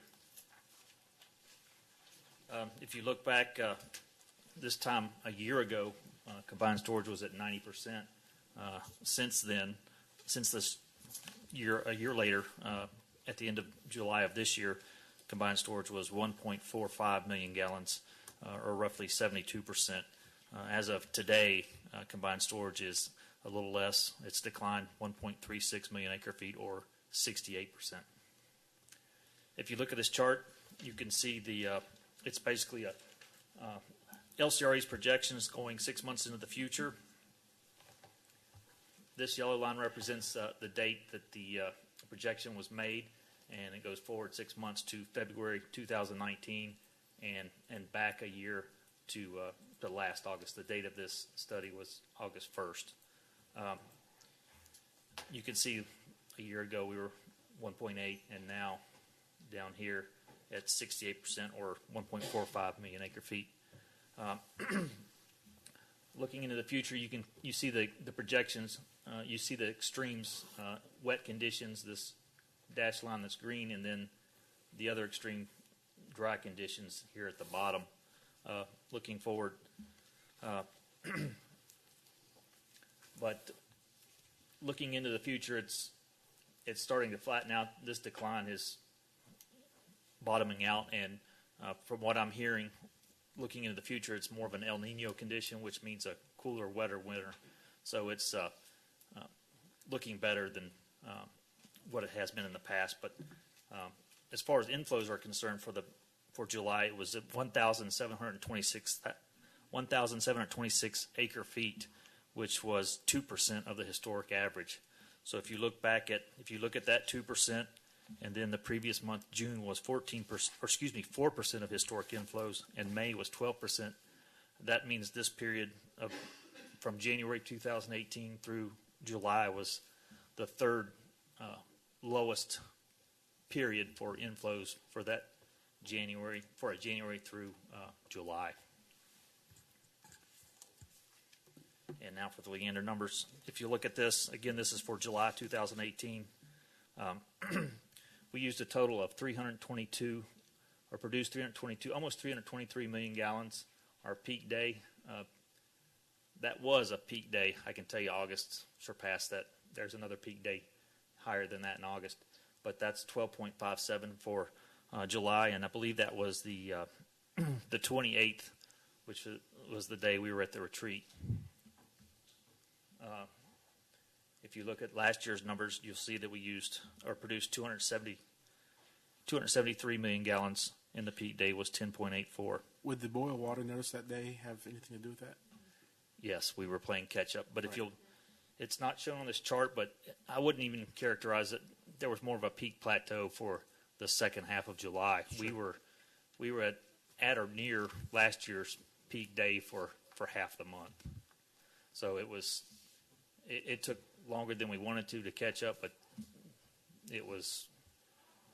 there were high demands everywhere throughout the city. And given the temperatures, the recent triple digits, and you can understand the high water use. And I would point out that that was the day that we had to, Liberty Hill did not take any water.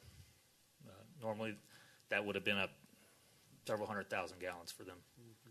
But because of the conditions that we had, we couldn't deliver that necessarily. These are the connections for July 2018. You'll see the steady march upward. Excuse me. Just over 17,000 connections, total connections, and then you see the single-family connections here, and then the previous month, and then last July there.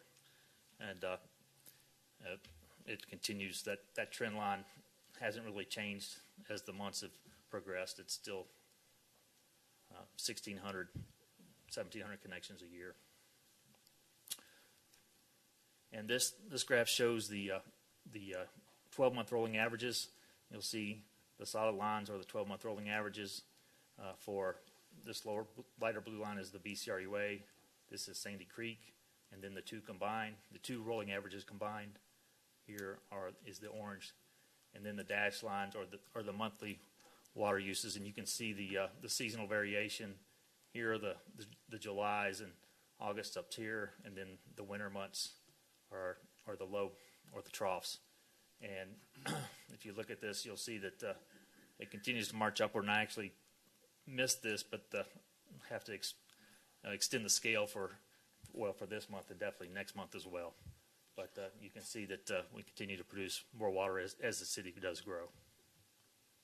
I'll be happy to answer any questions you may have on this or the other slides. I have a quick question. On the connections, we have total connections and then single-family connections with about 1,000 connections spread.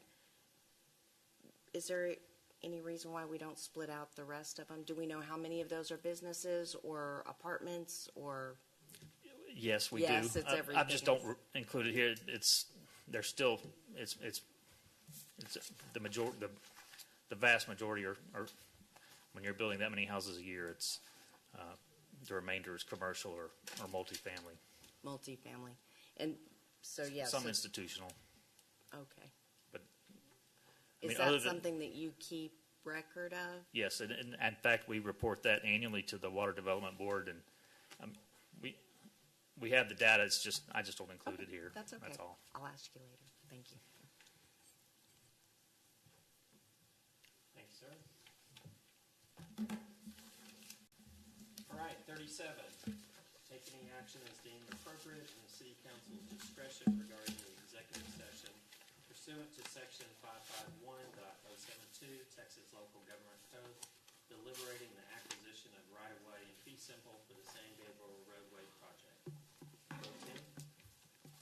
Authorize the city manager to negotiate and execute an agreement for possession and use of 3.211 acres, more or less, related to the design and construction of the San Gabriel Roadway Project with Huey H. and Doris S. Lamb Living Trust for $141,284.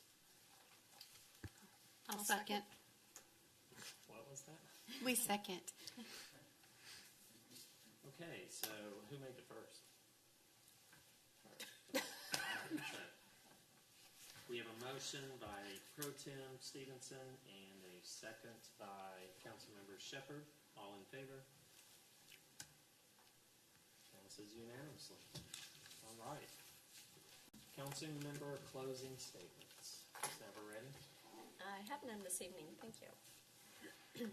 Well, I'm excited. I added up the tax decrease, the rate since 2012. It's getting close to 12 cents. It's 11.85 cents, and I think that's a tremendous accomplishment from the direction from council, and also the hard work was done by staff. And I want to commend you all for doing such a great job on the budget.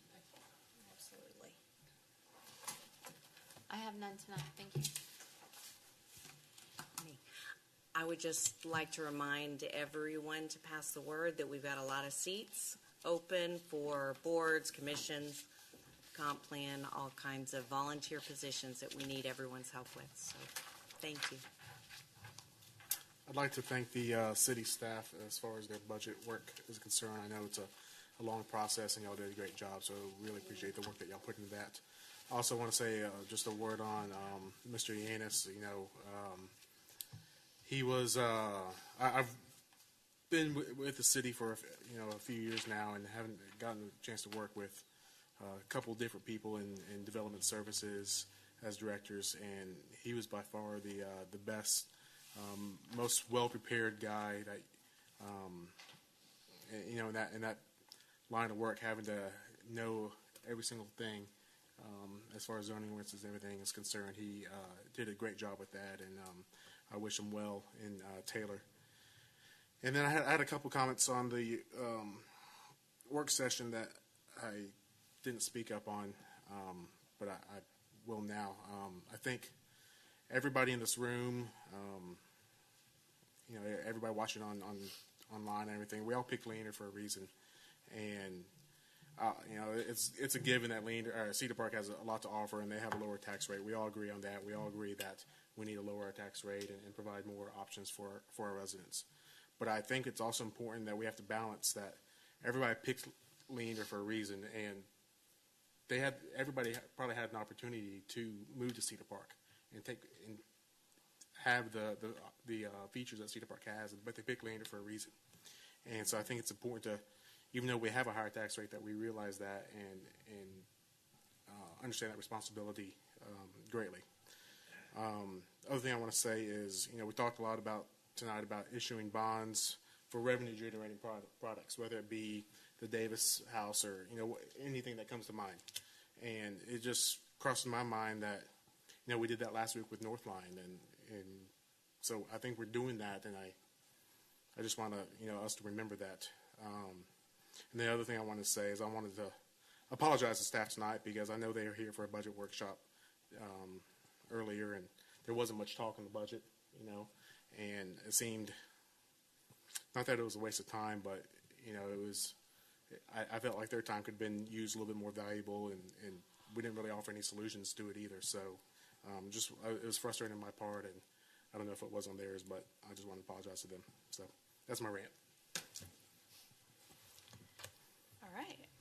Mine is not quite as heavy. Sorry. That's okay. So last time we were here, we approved a school zone for Founders Classical Academy, and the next day I was driving on Leander Drive and saw the school zone signs up. So thank you so much to all of the staff that was involved in making that happen in a blink of an eye. It was awesome.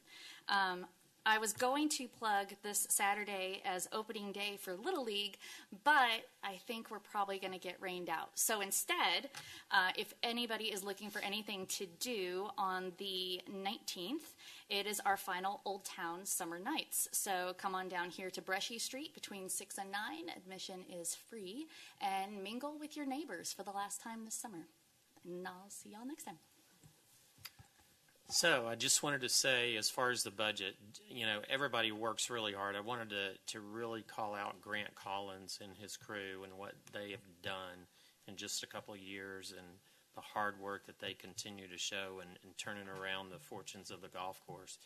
I mean, the guy's just tireless. I mean, every time I'm by there, he is just working like a dog. So, you know, I appreciate the work that he's put in. Grant, we appreciate it very much. And also, I will miss Tom Yannis. I appreciate everything that he's done for the city. He is a wonderful human being, and, you know, I will miss him, especially after council meetings. So, good night. A motion to adjourn. So be it. All right, at 8:45.